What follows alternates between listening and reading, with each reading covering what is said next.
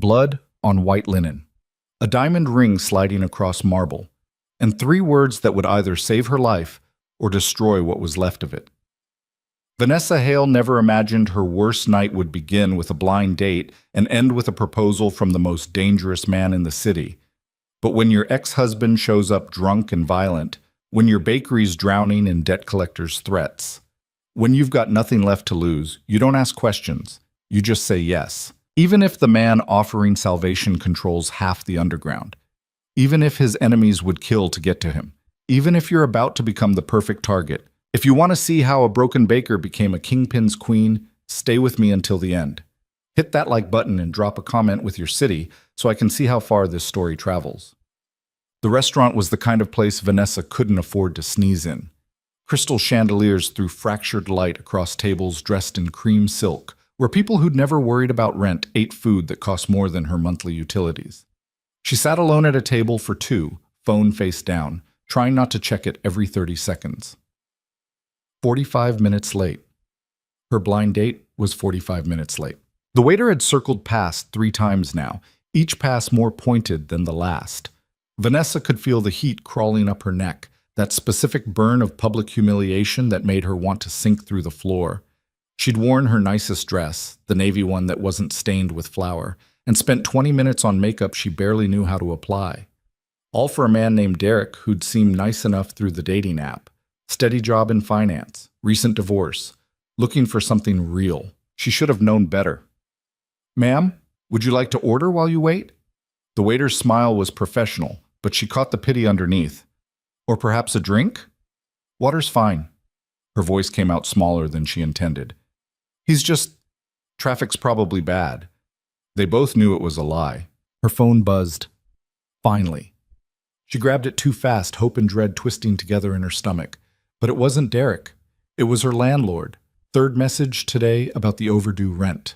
She deleted it without reading and immediately regretted it, because now the notification from her bank was visible. Account balance, -$42. The overdraft fee had hit this morning. Vanessa pressed her palms against her eyes, careful not to smudge the mascara. This was supposed to be a fresh start. 6 months since the divorce was finalized. 6 months of rebuilding from nothing. Her bakery, Sweet Haven, was barely hanging on, hemorrhaging money she didn't have. The commercial oven had broken last week. Her one employee had quit because Vanessa couldn't make payroll. And her ex-husband, Marcus, had cleaned out their joint account before the papers were even signed, leaving her with his gambling debts and a credit score in freefall. She should leave, cut her losses, and walk out with whatever dignity remained. But the truth was, she'd taken the bus here. She'd spent her last $7 on the round-trip fare because she'd been stupid enough to hope that maybe, just maybe, things were finally turning around. "Vanessa?" Her head snapped up. For a second, cruel hope flared. Then she saw who was standing beside her table, and her blood went cold. Marcus. Her ex-husband looked like hell warmed over. Bloodshot eyes, wrinkled shirt half untucked, the sour smell of cheap whiskey rolling off him in waves. He swayed slightly, gripping the back of the empty chair across from her. "Thought that was you," he slurred. "What are you doing here? This place is way too fancy for a charity case." Every head within earshot turned. Vanessa felt her face go hot. "You need to leave." She kept her voice low, controlled. "Now." "Oh, now you give orders?" Marcus laughed, loud and ugly. "That's rich. Real rich coming from someone who can't even keep a shit bakery running." The waiter appeared at her elbow. "Sir, I'm going to have to ask you to—" "Shut up." Marcus didn't even look at him. His focus was laser-locked on Vanessa, and she recognized that look. She'd seen it 100 times during their marriage, right before things got bad. "You think you're too good for me now? That it? You got some new guy paying for all this?" "There's no one. I'm leaving." Vanessa stood, grabbing her purse, but Marcus lunged forward and caught her wrist. "Like hell you are." His fingers dug in hard enough to bruise. "You owe me, Vanessa. You think you can just walk away from everything? From my debts? You ruined my life. Let go of me. Make me." He yanked her closer, and she could see the rage swimming in his eyes, that dangerous cocktail of alcohol and entitlement that had sent her to the ER twice during their marriage. "You stupid bitch! You think anyone else is going to want you? You're nothing. You've always been... I think you should let the lady go. The voice came from behind Marcus, low and calm and absolutely arctic. Marcus spun around and Vanessa's wrist finally came free. She stumbled back against the table, cradling her arm. A man stood there, tall, maybe 6'2", wearing a black suit that probably cost more than her car. Dark hair swept back from a face that could have been carved from stone. Sharp jaw, straight nose, and eyes the color of winter storms. He wasn't particularly bulky, but there was something about the way he carried himself that made the air feel heavier. Dangerous. Like a blade that hadn't been drawn yet, but absolutely would be. Marcus puffed up, the way weak men do when their masculinity is threatened. Who the hell are you?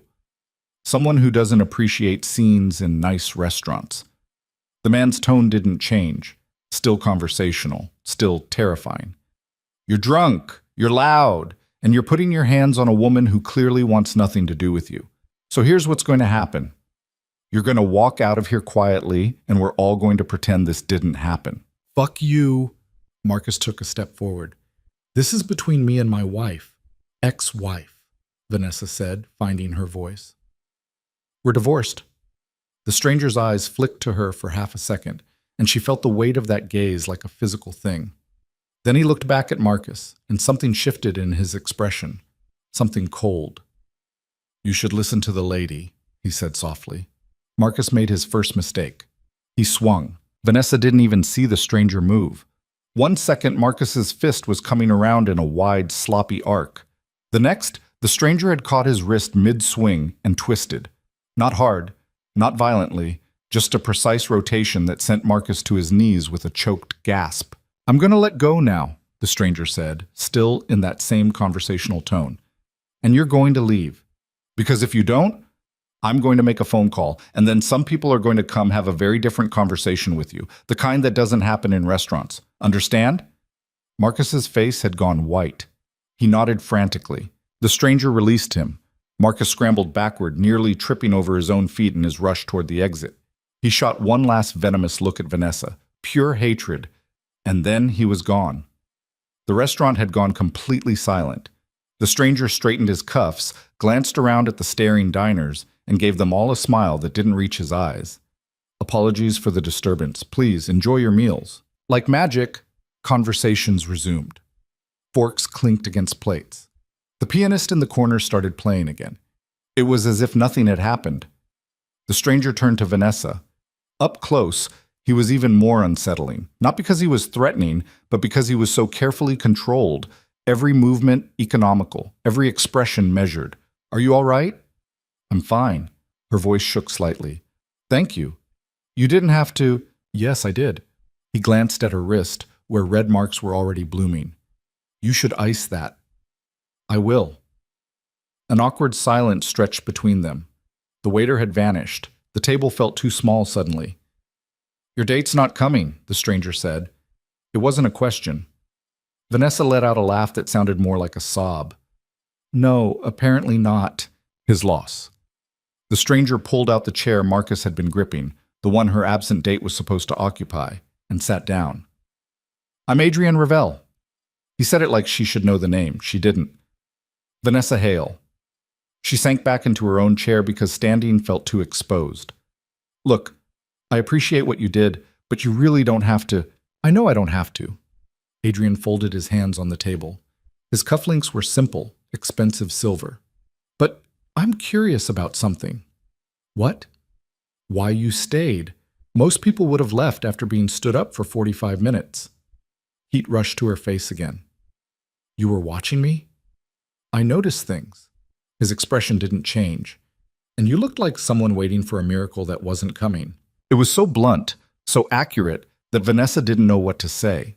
She looked down at her hands, at the flour permanently embedded under her nails no matter how much she scrubbed. Rough year? Adrian asked. Rough life. The words slipped out before she could stop them. Sorry, I don't usually... I should go. What if I asked you to stay? Her eyes snapped up. Why would you do that? Because I think we might be able to help each other. Vanessa stared at him. I don't understand. Adrian leaned back in his chair, studying her with those unsettling gray eyes. Vanessa Hale, age 26, owner of Sweet Haven Bakery on Maple Street. Divorced 4 months ago from Marcus Hale, who left you with approximately $60,000 in combined debt, his gambling losses mostly. You're 3 months behind on your commercial lease. Your credit cards are maxed. You took a bus here tonight because your car was repossessed last week. Ice flooded her veins. How do you... I make it my business to know things. He said it so casually, like he was discussing the weather, especially when something interesting crosses my path. You did. I'm not interesting. I'm broke. You're underestimated. Adrian's head tilted slightly. That ex-husband of yours is a piece of work. History of assault. Restraining order filed 2 years ago. You dropped it 3 weeks later. He's been calling you every day since the divorce, hasn't he? Making threats, saying you ruined him. Vanessa's hands had started shaking. Stop. Please, just stop. Why? Because it's true? Adrian's voice softened, but only barely. Or because no one's ever actually said it out loud. She wanted to run, wanted to grab her purse and bolt for the door and never look back. But something held her in that chair. Maybe exhaustion, maybe desperation, maybe the cold certainty that this man already knew everything anyway. What do you want from me? She whispered. Adrian smiled. It was not a comforting expression. I want to make you an offer. What kind of offer? The kind that saves your bakery, clears your debt, gives you enough money to start over completely. He paused. In exchange for 1 year of your time. Vanessa's brain stuttered. You're joking. I don't joke about business. What would I have to do? Adrian's fingers drummed once against the table. Marry me. The restaurant sounds faded to white noise. Vanessa was certain she'd heard him wrong. I'm sorry, what? A marriage. Legal and binding. 1 year, starting immediately. You'll live in my home, appear at my side for certain events, and play the role of my wife in public. His tone was businesslike, clinical. In private, you'll have your own space, your own life. I won't touch you, won't interfere with what you do behind closed doors. After 12 months, we divorce quietly. You walk away with $2 million and a clean slate. Vanessa couldn't breathe. This is insane. This is practical. Why would you possibly need... She stopped, really looking at him for the first time, at the watch that probably cost 6 figures. The way other diners kept glancing over, recognition flickering across their faces before they quickly looked away. Who are you? Someone who needs a wife for reasons that don't concern you. Adrian's expression remained neutral. And someone who can solve all your problems with a single phone call. No one just offers that kind of money to a stranger. I'm not offering it to a stranger. I'm offering it to exactly the right person. He leaned forward slightly. Think about it, Vanessa. No more debt collectors. No more choosing between rent and food. Your bakery not only survives, it thrives. I'll make sure of it. And all you have to do is wear a ring and smile for the cameras. This is crazy. But even as she said it, her mind was racing. $2 million, debt cleared, Sweet Haven saved, everything she'd been drowning in for months, just gone. Crazy would be turning this down and going back to that apartment where your landlord's already started eviction proceedings. Adrian's voice cut clean through her thoughts. Crazy would be letting your ex-husband keep terrorizing you because you can't afford a lawyer worth a damn. Crazy would be watching everything you built turn to ash because you were too proud to accept help when it was offered. This isn't help. I don't even know what this is. It's a transaction. Adrian pulled something from his jacket pocket. A business card, heavy stock with minimalist printing. He slid it across the table. You have 24 hours to decide. My number's on there. Call me when you've made your choice. And if I say no, then we never speak again, and you figure out your own way forward. He stood, buttoning his jacket with smooth, practiced movements. But Vanessa, you seem like a smart woman, smart enough to know when you're out of options. He turned to leave. Wait. The word escaped before she could stop it. Adrian paused, looking back over his shoulder. Why me? Really? For the first time, something that might have been genuine emotion flickered across his face. Because you're still sitting here. Because when your ex put hands on you, you didn't cry or beg. You fought back because you've been beaten down by life and you're still trying to stand up. He met her eyes. I don't need someone perfect, Vanessa. I need someone real.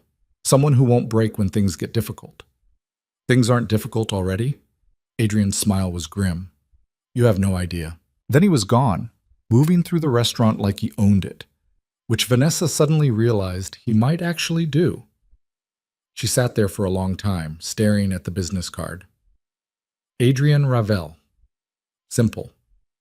No title, just a phone number. The waiter approached cautiously. Miss Hale? Mr. Ravel has taken care of your bill for this evening. He also asked me to arrange a car to take you home. It's waiting whenever you're ready. Of course he had. Of course there was a car.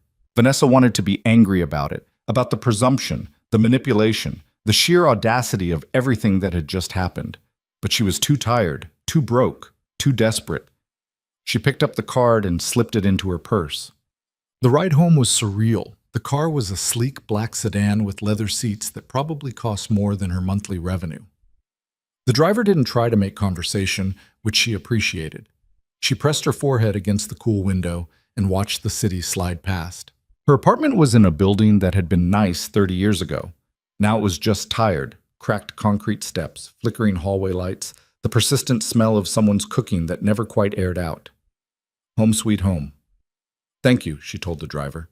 He nodded and waited until she was inside before pulling away. The eviction notice was taped to her door. Bright orange, impossible to miss. 5 days to pay or get out. Vanessa tore it down and let herself into the studio apartment that contained everything she owned. One room. A kitchenette that barely functioned. A bathroom where the shower only had hot water every third day. She'd sold most of her furniture months ago. What remained was a mattress on the floor, a folding table, and the small bookshelf she refused to give up. She dropped her purse on the table and stared at nothing. $2 million. The number was so absurd it didn't feel real. She'd never seen that kind of money, never even imagined it as something that could belong to her. With that money, she could... Her phone rang. Unknown number. She almost didn't answer, but something made her pick up. Vanessa Hale? A woman's voice, crisp and professional. Yes? This is Rebecca Winters from Crestfield Credit Services. I'm calling regarding your outstanding balance of... Vanessa hung up.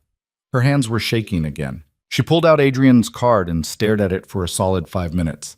This was insane. Marrying a complete stranger?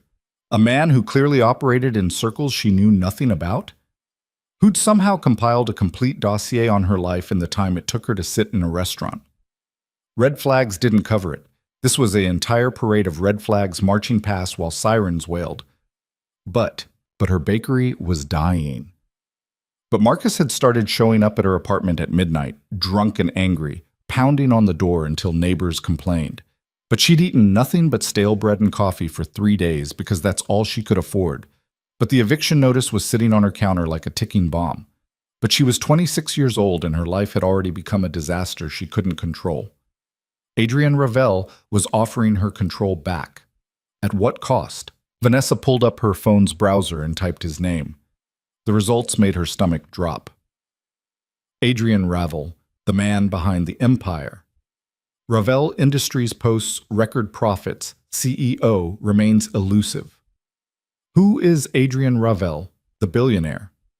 No one knows. She clicked the first article. A photo loaded. Adrian at some charity gala, looking exactly as controlled and dangerous as he had in the restaurant. The article described him as notoriously private, the head of a business empire that included real estate, shipping, and various investment holdings.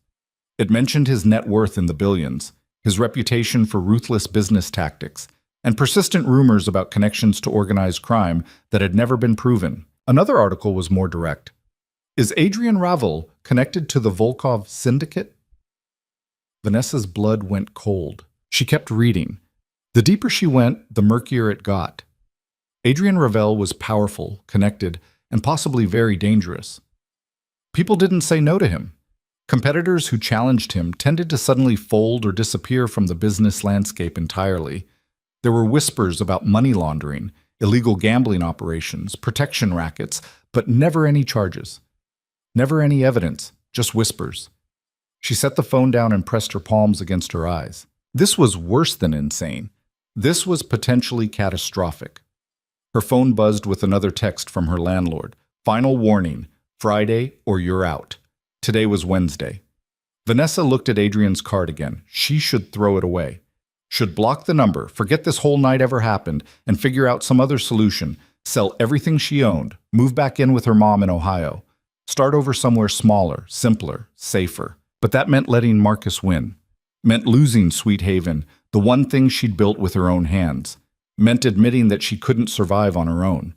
And underneath all of that, buried deep but undeniable, was a spark of something else. Curiosity. Who was Adrian Ravel really? What did he actually want? Why her?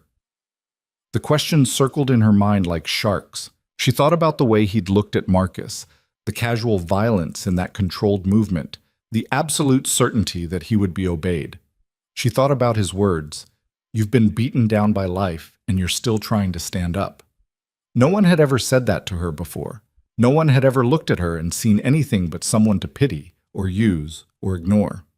Adrian Ravel had seen her, really seen her, and apparently decided she was worth $2 million. Vanessa picked up her phone. She didn't let herself think about it, didn't let doubt creep in. She just opened her contacts, typed in his number from the card, and hit call before she could change her mind. It rang once. "I was wondering if you'd make it to hour 3 or wait until morning," Adrian said instead of hello. "How did you—" She stopped. "Never mind. You know everything already, apparently. Not everything, but enough." There was something that might have been amusement in his voice. "Have you made a decision?" Vanessa closed her eyes, took a breath, jumped. "I want to see the contract first, every clause. I want to know exactly what I'm agreeing to." "Smart. I'll have my lawyer send it over within the hour. You can take it to your own attorney if you'd like, though I assume that's not financially viable right now." "It's not."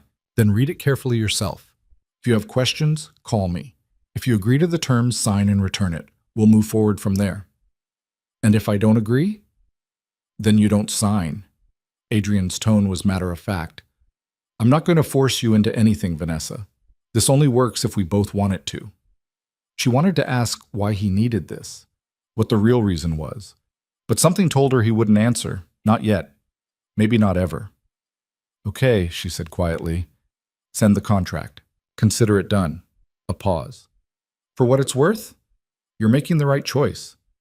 "How do you know?" "Because the alternative is letting yourself drown, and I don't think you're the drowning type." The line went dead.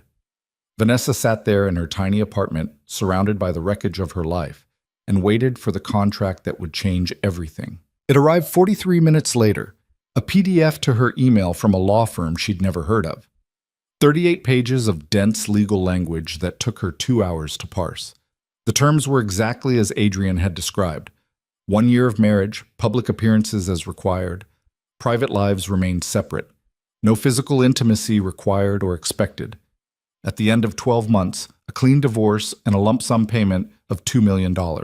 There were other clauses, too. She'd live in his penthouse, separate bedroom, ensuite bath. She'd receive a monthly allowance for personal expenses. Her bakery's debts would be cleared immediately upon signing. Any threats or harassment from outside parties would be handled by his security team. That last part made her stomach clench. There was also a confidentiality agreement woven throughout. She couldn't discuss the true nature of their arrangement with anyone. Publicly, this had to appear as a real marriage.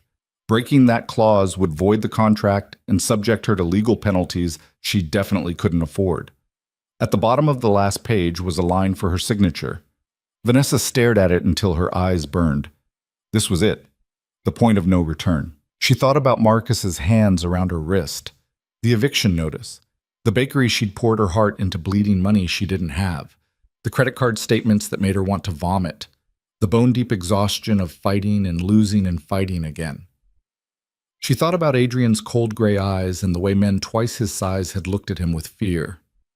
She thought about $2 million and a life that might actually be hers. Vanessa Hale picked up a pen and signed her name. Then she took a photo of the signed contract, attached it to an email, and hit send before she could second-guess herself into paralysis. The response came back in less than a minute. "Welcome to the family, Mrs. Ravel. A car will pick you up tomorrow at 8 a.m. Pack light. Everything you need will be provided." Vanessa set her phone down and laughed. It came out slightly hysterical, slightly breathless. She'd just agreed to marry a man she'd met 3 hours ago. A man who might be a criminal. A man who definitely scared her. And somehow, for the first time in months, she felt like she could breathe. She didn't sleep. How could she? Vanessa spent the night packing what little she owned into 2 duffel bags, then unpacking and repacking because none of it seemed right. What did you bring when you were moving into a billionaire's penthouse?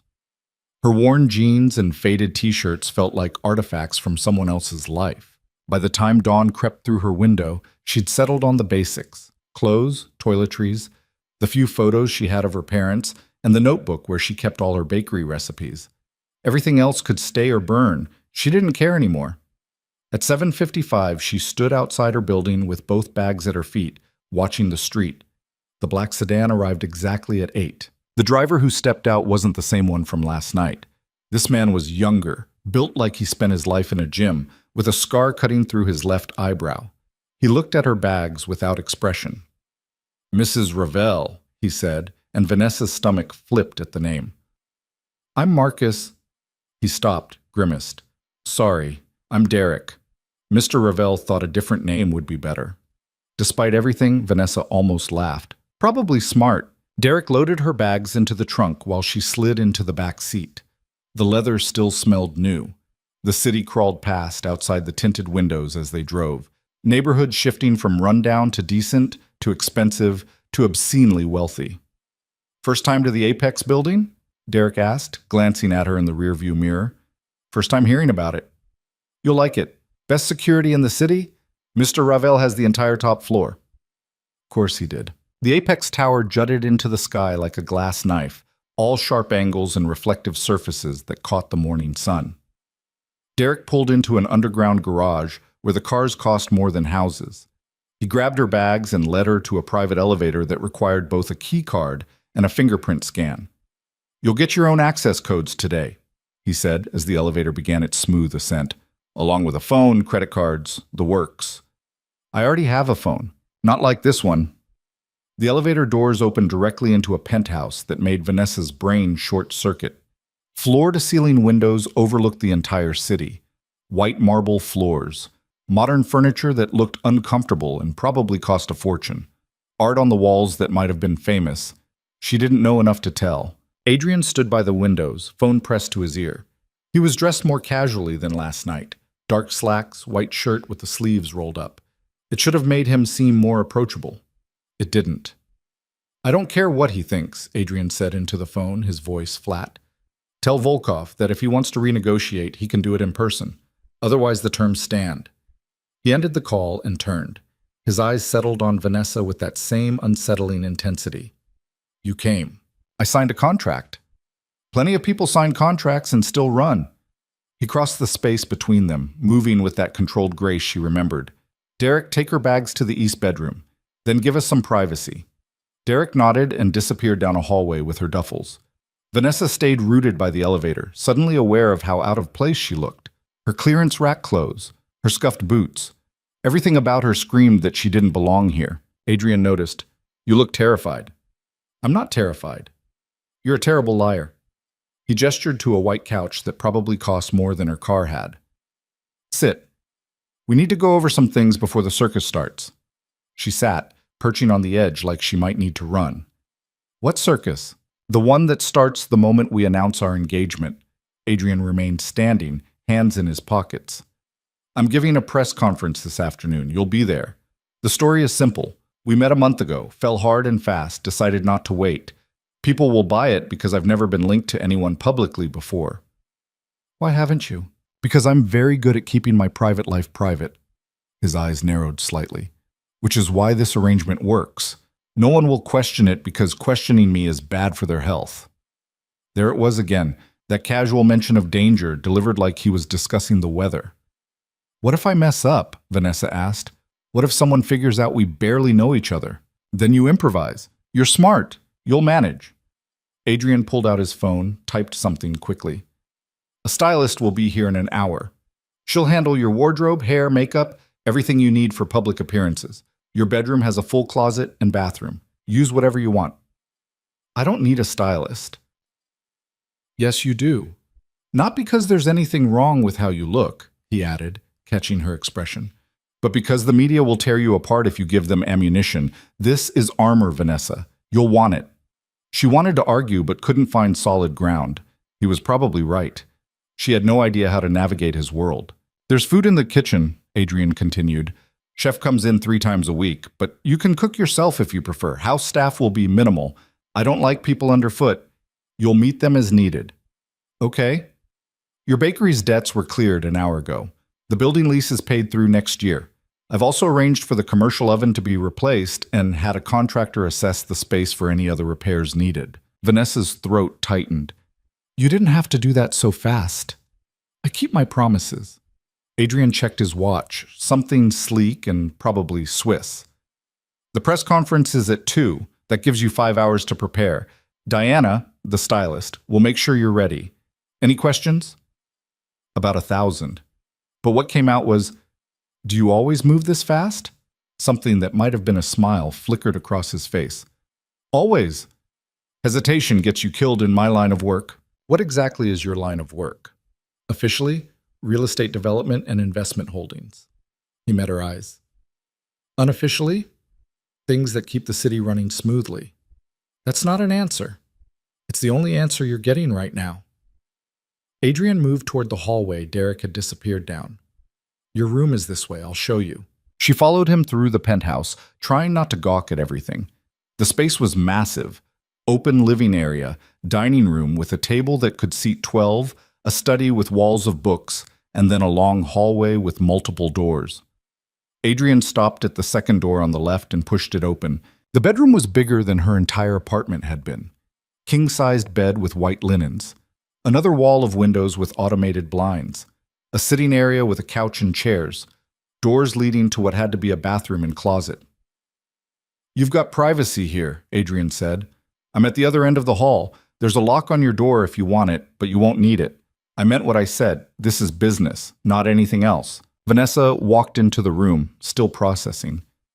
Where do you actually sleep? In my bedroom. Why?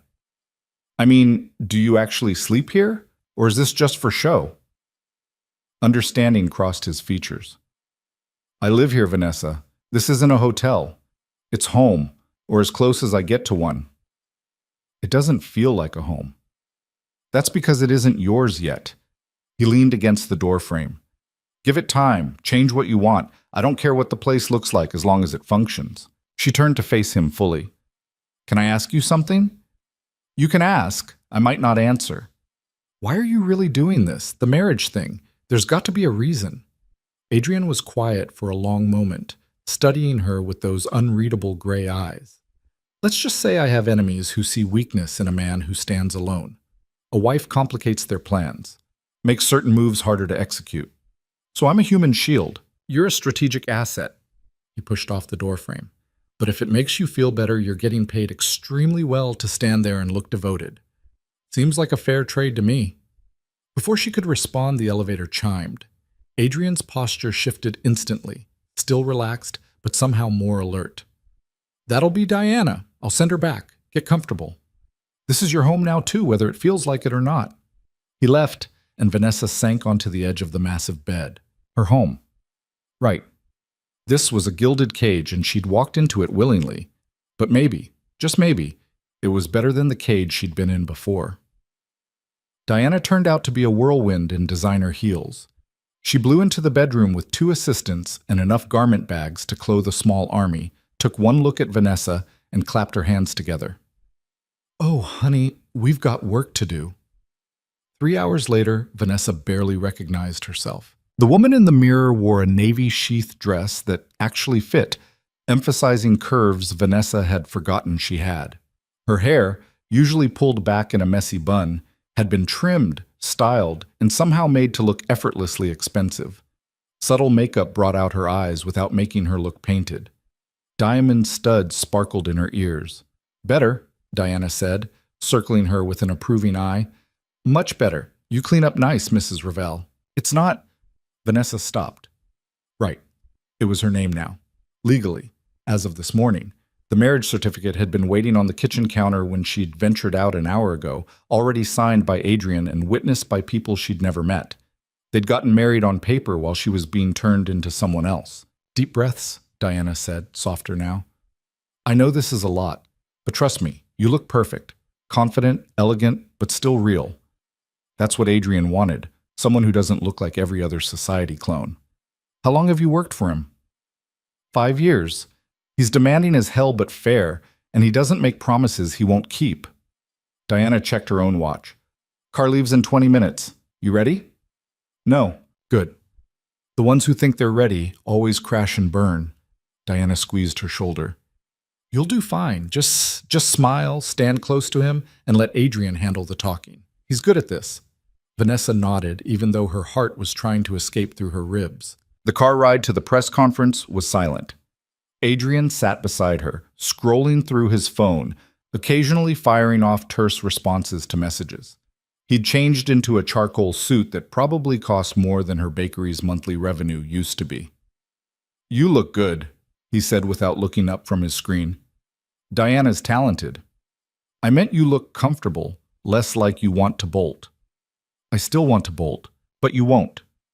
Finally, he looked at her. Because you're tougher than you think you are. That's why this works. The car pulled up to a downtown hotel where cameras were already lined up outside a conference room. Vanessa's stomach dropped. This is insane, she whispered. Probably. Adrian pocketed his phone and opened the door. Come on, wife. Let's give them a show. The moment they stepped into the hotel lobby, flashes erupted. Adrian's hand found the small of her back, possessive, protective. The touch sent electricity up her spine even though she knew it was just for appearances. Mr. Ravel, is it true you're engaged? Adrian, who's your mystery woman? How long have you been together? Adrian guided her through the crowd like he'd done this 1,000 times, which he probably had. Into the conference room, up to a podium with microphones clustered like metal flowers. The room was packed. Reporters, cameras, people Vanessa didn't recognize. Adrian stepped up to the microphone. Silence fell instantly. Thank you all for coming on short notice, he said, his voice carrying that same controlled authority she remembered from the restaurant. I'll keep this brief. I'm pleased to announce my engagement to Vanessa Hale. We'll be married by the end of the month. The room erupted with questions. Adrian held up a hand and they quieted again. Vanessa marveled at how easily he commanded the space. Vanessa and I met about a month ago through mutual acquaintances, Adrian continued, lying smoothly. Sometimes you just know. We're both private people, so we'd appreciate discretion as we navigate this next chapter together. That's all I have to say on the matter. Can we hear from the bride? Someone shouted. Adrian looked at her. It wasn't a command exactly. More like a question. She could stay silent, let him handle everything. Or she could step up.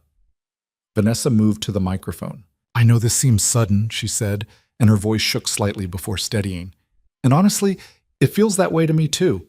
But when you find someone who sees you, really sees you, you don't let that go. Adrian's been everything I didn't know I needed. The words came easier than expected, maybe because underneath the lie was a kernel of truth. So yes, this is fast, but it's also right. Adrian's hand found hers. Their fingers laced together and cameras captured every second. They fielded a few more questions, mostly softballs that Adrian deflected with practiced ease. Then it was over, and they were being ushered out through a back exit while questions still flew behind them. In the car, Adrian finally released her hand. You did well, he said. I lied to a room full of reporters. Welcome to my world. But there was something almost like approval in his expression. The part about being seen, that was a nice touch. It wasn't entirely a lie. The admission surprised her. Adrian studied her for a moment. No, I suppose it wasn't. The penthouse felt different when they returned. Maybe because Vanessa's things were in it now. Maybe because she'd just publicly committed to this insanity. Either way, it felt less sterile, less temporary. I have work to do, Adrian said, heading toward his study. Order dinner if you're hungry. My card's linked to all the delivery apps on your new phone. It's charging in your room. Code is your birthday. How do you know my birthday? He gave her a look that said she should know better than to ask stupid questions by now. Right, she muttered. You know everything. Not everything. Adrian paused in the study doorway. But I'm learning. He disappeared inside, and Vanessa was left standing in the massive living room, wondering what the hell she'd just gotten herself into. Her new phone was indeed charging by the bed, latest model, pristine. She picked it up, entered her birthday, and the device unlocked to reveal every app already installed and configured. Her contacts had been transferred. Her photos? Everything. It should have felt invasive. Instead, it felt efficient. Exactly like Adrian. She was scrolling through the delivery apps. So many choices, so much food she could actually afford now, when her old phone buzzed in her bag. A text from an unknown number made her blood freeze. Saw you on the news. Playing dress up with rich men now? You're still the same worthless bitch you always were. Enjoy it while it lasts. M. Marcus. He'd seen the press conference. Vanessa's hands started shaking. She should ignore it, block the number. But her fingers were already typing a response. Leave me alone. The reply came instantly. Or what? Your sugar daddy gonna protect you? I know where you really come from, Vanessa. You can put on fancy clothes, but you're still trash. I'm gonna make sure everyone knows it. She stared at the message, fear and rage mixing into something toxic. A knock on her bedroom door made her jump. It's open, she called. Adrian stepped in, took one look at her face, and crossed the room in 3 strides. What happened? She held out the phone wordlessly. His expression went absolutely flat as he read the messages. When he looked up, his eyes were winter cold. How long has he been harassing you? Since the divorce. It got worse after... She trailed off. After what? After I filed the restraining order, he said I was trying to ruin his life, that he'd make me pay for embarrassing him. The words tumbled out. I dropped the order because he promised to stop, but he never did. He just got more careful about it. Adrian's jaw tightened. Give me your old phone. Why? Because you don't need it anymore and I need to make some calls. His voice was still calm, but there was something dangerous underneath. Do you trust me? It was a loaded question. Did she? She'd known him less than 24 hours. He was clearly involved in things she didn't understand, but he'd also kept every promise he'd made so far. I'm working on it, she said honestly. Good enough. Adrian took the phone from her trembling hands. Marcus Hale is about to have a very bad week, and if he contacts you again, on any device, through any channel, you tell me immediately. Understood? What are you going to do? What I should have done the moment I saw him put hands on you. Adrian headed for the door, then stopped. For what it's worth. He's wrong. You're not trash, you're not worthless, and you sure as hell aren't the same person you were when you were married to that waste of oxygen. The door closed behind him before she could respond. Vanessa sat there, staring at her new phone, feeling something shift in her chest. It wasn't quite trust. Not yet. But it was close. The next 3 days passed in a blur of activity that left Vanessa's head spinning. Apparently being engaged to Adrian Ravel meant constant motion. Monday, a team showed up to photograph them for the engagement announcement that would run in every major paper. They spent 4 hours staging shots in the penthouse, on the roof terrace, in the building's private garden. Adrian played the devoted fiancé perfectly, touching her waist, brushing hair from her face, gazing at her like she was precious. Every gesture calculated, every smile measured. It should have felt fake. Instead, it felt like a very specific kind of torture, because some traitorous part of Vanessa's brain kept forgetting it was an act. Tuesday, they had dinner with Adrian's lawyer to finalize wedding details. The ceremony would be small, just witnesses, no guests, quick and efficient, like everything else Adrian did. The lawyer, a sharp-eyed woman named Patricia, asked Vanessa exactly 3 questions and seemed satisfied with her stammering answers. She's nervous, Adrian said when Patricia raised an eyebrow at Vanessa's fumbled response about prenuptial agreements. She should be, Patricia replied. Marrying you is like marrying a tornado. Just try not to destroy her completely. Adrian's expression didn't change. I'll do my best. Wednesday morning, Vanessa woke to find Marcus's number had been disconnected. His social media accounts, gone. Even his email bounced back as invalid. It was like he'd been erased from the internet overnight. She found Adrian in his study, 3 monitors running with information she couldn't parse. What did you do? She asked from the doorway. Made a few calls, applied some pressure. He didn't look away from his screens. Marcus Hale no longer has a phone, internet access, or a place to live. His landlord evicted him yesterday for violations I made sure were discovered. He's also been flagged in several databases as a high-risk individual, which means getting a new apartment or job just became very difficult. Vanessa's mouth went dry. That's illegal? Unethical? Adrian finally turned to face her. Yes to both, but effective. He won't bother you again. How can you be sure? Because yesterday afternoon, Derek and two associates had a conversation with him in a parking garage. They explained very clearly what would happen if he ever contacted you again. Adrian's voice was perfectly calm. Let's just say Marcus understands his situation now. You had him threatened. I had him educated about consequences. There's a difference. Adrian stood, moving around his desk. You don't have to like my methods, Vanessa, but you do need to understand something. You're mine now, on paper, in public, in every way that matters legally. That means anyone who hurts you has to go through me first, and I don't lose. The possessiveness in his voice should have scared her. Instead, she felt something else, something warm and dangerous. Thank you, she whispered. Adrian's expression softened microscopically. You don't thank people for doing the bare minimum. Protecting you is part of the deal. Is that all it is? The deal? For a long moment, he just looked at her. Then, I should get back to work. You have a fitting at 2. Diana will take you. The wedding dress needs final alterations. He'd dodged the question completely. Vanessa left him to his monitors and his secrets, feeling more confused than ever. The wedding dress was beautiful, a simple sheath in champagne silk that made her look elegant without trying too hard. Diana fussed over the hemline while Vanessa stood on a platform, staring at herself in the mirror. You look like you're about to cry, Diana observed. I'm fine. Honey, I've dressed enough brides to know what fine looks like. This isn't it. Diana sat back on her heels. Talk to me. What's going on in that head? I barely know him. The words spilled out. I've been here less than a week, and I'm marrying him in 4 days, and I don't understand what I'm doing or why he chose me or what happens when this year is over and I have to go back to being just me. First of all, you're not just anything. You're someone Adrian Ravel picked out of an entire city of options. Diana stood, brushing off her slacks. Second, you think you're the only one confused? That man has never, and I mean never, brought anyone into his personal space. I've worked for him for 5 years, and you're the first person I've seen in this building who isn't staff or business. Whatever this is, it matters to him. It's a business arrangement. Sure it is, Diana's smile was knowing. Keep telling yourself that.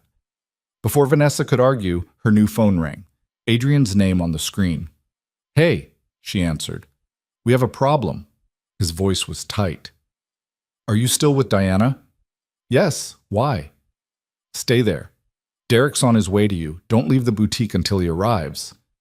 Her heart kicked into overdrive. What's wrong? Someone leaked our real wedding date to the press. There are photographers outside the building. I'm handling it, but I need you somewhere secure until I clean this up. Adrian, just stay put, Vanessa, please. The line went dead. Diana was already moving, phone to her ear, speaking rapid fire to someone. Lock the front door, she called to her assistant. No one in or out until I say so. Through the boutique's front windows, Vanessa could see them gathering, men with cameras, telephoto lenses glinting in the afternoon sun. Her stomach churned. How did they find out? She asked. Someone sold the information. Happens more than you'd think. Diana pulled the curtains closed. Don't worry, Derek will get you out through the service entrance. You'll be fine. But Vanessa wasn't thinking about the photographers. She was thinking about Adrian's voice on the phone, tense in a way she hadn't heard before. Like this wasn't just an inconvenience, like it was actually dangerous. Derek arrived 10 minutes later, moving through the boutique's back door with 2 other men who looked like they ate nails for breakfast. Mrs. Ravel, he said, all business. We need to move, now. The service exit led to an alley where a black SUV waited, engine running. Derek hustled her into the back seat, and they pulled away just as camera flashes started going off at the alley's entrance. Where's Adrian? Vanessa asked. Dealing with the leak. Derek's eyes never left the road. He'll meet you back at the Apex. Is he okay? He's always okay, ma'am. It's everyone else who should worry. They took a route that seemed deliberately complicated, doubling back twice before finally pulling into the Apex's underground garage. Derek escorted her to the private elevator, waited until the doors closed, then disappeared back to the garage. The penthouse was empty when she arrived. Vanessa changed out of the dress, carefully, because it was fragile and expensive, and tried to calm her racing heart. This was normal, right? Photographers chasing stories, leaks happening, all part of marrying someone famous. Except Adrian's reaction hadn't felt normal. It had felt personal. She was pacing the living room when the elevator finally chimed and Adrian stepped out.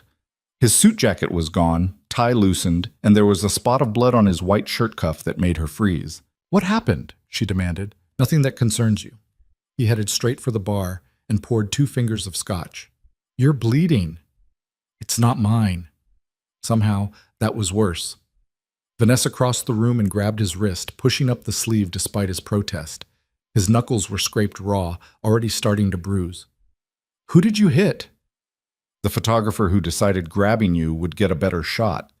Adrian pulled his arm back. "He won't make that mistake again. No one grabbed me. We left through the back." "He tried. Derek stopped him. I finished the conversation." His eyes were cold again, that winter storm gray. The leak came from inside Patricia's office. Her paralegal sold the information for $5,000. I've dealt with it. Dealt with it how? She no longer works for Patricia, and her reputation in legal circles is destroyed. She won't find employment in this city again. He took a long drink. The photographer's camera is at the bottom of the river. So is his backup drive. Vanessa sank onto the couch, processing. You can't destroy people's lives like that. I can when they threaten what's mine." Adrian set down his glass. "You think this is a game? You think the people watching us are just curious? Half of them want leverage, the other half want me dead, and you're the most visible weak point I've ever had.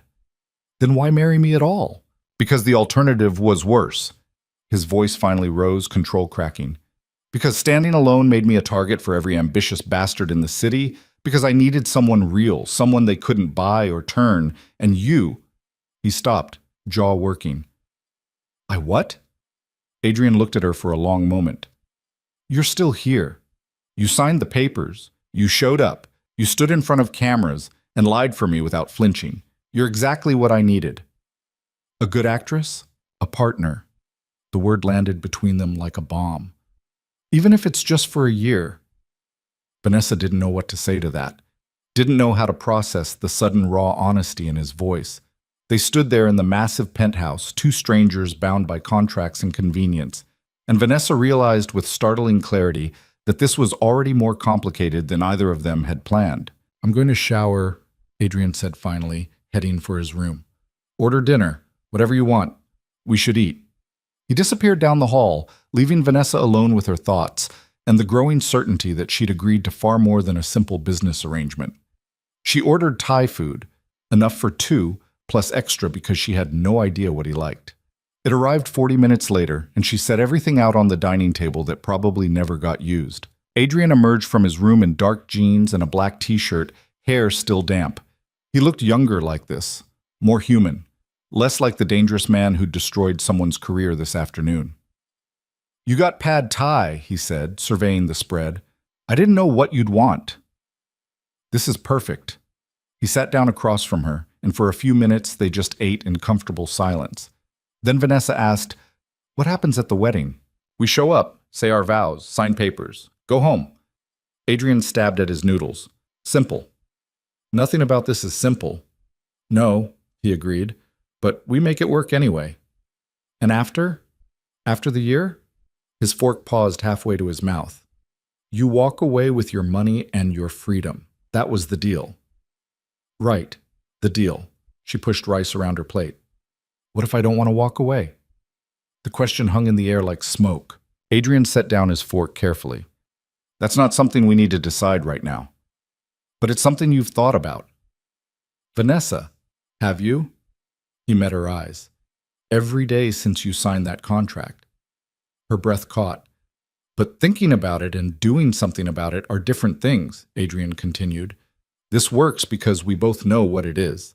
Start changing the rules, and it all falls apart." What if the rules are already changing? Then we figure it out when we get there. He stood, clearing his plate. One day at a time. That's all either of us can handle right now. He was right. She knew he was right, but that didn't stop the flutter of something dangerous in her chest. 4 days until the wedding, 12 months until freedom. And somewhere in between, Vanessa suspected she was going to lose track of where the performance ended and the truth began. The wedding happened on a Thursday morning in Patricia's office, witnessed by 2 paralegals Vanessa had never met and wouldn't remember afterward. The whole thing took 11 minutes. Adrian wore a navy suit. Vanessa wore the champagne dress. They stood in front of a judge who looked bored, recited vows that felt like reading from a script, and signed their names in places Patricia indicated with perfectly manicured fingers. "You may kiss the bride," the judge said, without inflection. Adrian's hand came up to cup her jaw, thumb brushing her cheek. He leaned in, and for a second Vanessa thought he might actually do it. Then his lips pressed against her forehead instead, gentle, almost tender. "We'll save the real one for the cameras," he murmured against her skin. "Right. The cameras. The performance." They signed more papers. Patricia handed over official copies with a tight smile. "Congratulations, Mr. and Mrs. Ravel. Try not to kill each other before the ink dries." "Your confidence is touching," Adrian said dryly. In the car back to the Apex, Vanessa stared at the marriage certificate in her hands. Her name looked wrong next to his. Vanessa Marie Ravel, like someone else's identity she'd borrowed. "You're quiet," Adrian observed. "Just processing." "Regrets already?" She looked at him. He was watching her with that careful intensity, like he was trying to read her thoughts. "No, you? Ask me in a year." But there was something in his voice that suggested he wasn't entirely joking. The penthouse felt different when they returned. Maybe because it was officially both of theirs now. Maybe because the invisible line between temporary arrangement and legal commitment had just been erased. "I have a meeting at 4, Adrian said, loosening his tie. "Business dinner after. I'll be late." "Okay." He paused in the hallway. "You don't have to wait up." "I wasn't planning to." Something flickered across his face. Disappointment, maybe, or relief. Hard to tell. Then he was gone, disappearing into his study, and Vanessa was left alone in their apartment on their wedding day. She changed out of the dress carefully, hanging it in the massive closet that now held clothes she'd never bought, but apparently owned. Diana had outdone herself. Everything fit perfectly, from casual jeans to evening gowns Vanessa couldn't imagine wearing. A whole wardrobe for a whole new life. Her phone buzzed, a text from a number she didn't recognize. "Congratulations on the wedding, Mrs. Ravel. We should talk soon. Dmitry Volkov." Ice slid down her spine. Volkov. The name Adrian had mentioned on that first phone call. She'd looked him up afterward. Old money, organized crime connections, the kind of man who made Adrian look approachable by comparison. She should tell Adrian, right now. But he was in a meeting, and this was probably just some business contact being polite. And she was overreacting because everything felt strange and new and slightly terrifying. Vanessa deleted the message and tried to forget about it. The bakery had reopened 3 days ago with a new oven, fresh paint, and updated equipment Vanessa definitely hadn't authorized. She'd gone by yesterday to find the place transformed. Still Sweet Haven, but cleaner, brighter, more professional. Adrian's work, obviously. He'd also hired 2 new employees without asking her, though they'd both turned out to be talented and desperately grateful for the work. She spent the afternoon there now, losing herself in the familiar rhythm of measuring flour and kneading dough. This was real. This made sense. Her hands in pastry, creating something tangible and good. "Boss?" Mia, one of the new hires, stuck her head into the kitchen. "There's someone here asking for you." Vanessa wiped flour off her hands. "Who?" "Didn't say, just asked if the owner was in." Something in Mia's tone made Vanessa's stomach clench. She pushed through the kitchen door into the front of the bakery and stopped cold. A man stood by the display case. Older, maybe 60, in an expensive suit that screamed money and power. 2 younger men flanked him, hands folded, eyes scanning the room like they expected trouble. "Mrs. Ravel," the older man said, smiling. It didn't reach his eyes. "I'm Dmitry Volkov. I believe we should talk." Every instinct screamed at her to run. But this was her bakery, her space, and she'd be damned if she'd let some stranger intimidate her here. "I'm working," she said, keeping her voice steady. "If you want to talk, make an appointment. This won't take long." Volkov glanced around the bakery, at Mia watching nervously from behind the register, at the few customers who'd gone very quiet. "Perhaps somewhere more private?" "Here's fine." His smile thinned. "Very well. I wanted to congratulate you on your marriage and welcome you to our community. Adrian's relationships are of great interest to those of us who do business with him. I'm not part of his business. Aren't you?" Volkov's head tilted. "You married him rather suddenly, no courtship, no engagement party, just a quiet little ceremony. One might wonder about the circumstances. One might mind their own business." The bodyguard shifted. Volkov held up a hand, still smiling that cold smile. "I like you, Mrs. Ravel. You have spine. But let me be very clear about something. Your husband operates in a world with specific rules. He's upset certain balances recently, made moves that concern people who preferred the old arrangements." "I don't know what you're talking about." "Of course you don't. Adrian keeps his wives ignorant." "Oh, wait, you're the first one." Volkov leaned against the counter like he owned it. "Here's what you need to understand. Adrian's protection only extends so far. If you became a problem or a liability or simply inconvenient, well, accidents happen. Even to pretty young bakers who marry above their station." Rage flared white-hot in Vanessa's chest. "Get out of my bakery. I'm simply offering friendly advice. Get out." She grabbed a rolling pin off the counter behind her. "Now, before I call the police." Volkov's expression hardened. "You're making a mistake. The only mistake I made was letting you waste my time. Leave." For a long moment, nobody moved. Then Volkov straightened, adjusted his cuffs. "Give Adrian my regards. Tell him we'll be seeing each other soon." He left, bodyguards trailing behind him. The bell chimed cheerfully as the door closed. Vanessa's hands were shaking so hard she had to set down the rolling pin before she dropped it. Mia rushed over. "Oh my God, are you okay? Should we call someone?" "I'm fine." Vanessa's voice came out steadier than she felt. "Just lock the door for a few minutes. I need to make a call." She dialed Adrian with trembling fingers. He answered on the second ring. "What's wrong?" Straight to the point, no greeting, like he'd been waiting for something bad to happen. "Dmitry Volkov just left my bakery." The words tumbled out. "He texted me this morning congratulating us on the wedding, and then he showed up here with two guys who looked like they break kneecaps professionally, and he basically threatened me while smiling about it." Silence on the other end, long enough that Vanessa checked to make sure the call hadn't dropped. "Adrian? Where are you now?" His voice had gone absolutely flat. "Still at Sweet Haven. I told him to leave and he did, but lock the doors, don't let anyone in. Derek's 5 minutes away. He'll stay with you until I get there." Adrian's tone was ice. "Did Volkov touch you?" "No. He just talked." "What did he say exactly?" Vanessa recounted the conversation as best she could remember. When she finished, Adrian was quiet again. "You did good," he said finally. Standing up to him. "Most people don't." "I was terrified." "Being brave doesn't mean you're not scared. It means you're scared, and you do it anyway." She heard movement on his end, footsteps, a door closing. "I'm leaving now, 20 minutes. Derek will be there in 3. "Adrian, what's going on? Who is this guy?" "Someone who just made a very big mistake." The line went dead. Derek arrived exactly 3 minutes later, appearing in the bakery like a dangerous shadow. He did a quick sweep of the space, checked the locks, then positioned himself by the front door. "Mr. Ravel wants you to close early," he told Vanessa. "Send your employees home. We're relocating you." "I'm not leaving my bakery." "Ma'am, with respect, that's not your call anymore." Derek's expression was sympathetic but firm. "Volkov showing up here isn't random. He's sending a message. Mr. Ravel needs to respond, and you need to be somewhere secure while he does." Mia and James, the other new hire, were already gathering their things, shooting nervous glances at Derek's bulk.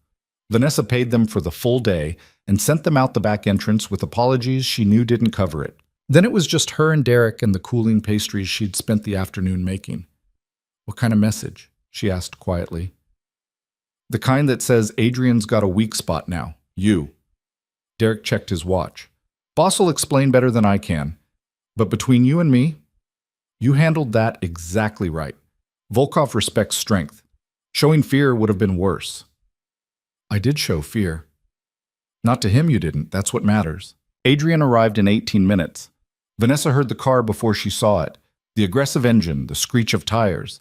Then he was striding through the bakery door, and the temperature in the room seemed to drop 10 degrees. He looked at her first, those gray eyes scanning for injuries she didn't have. Then he turned to Derek. Anything else? No, sir. She's been here since. No other visitors. Good. Take the car back. I'll drive us home. Derek left without argument. Adrian moved through the bakery, checking windows, testing the back door lock, examining everything like he was cataloging weaknesses.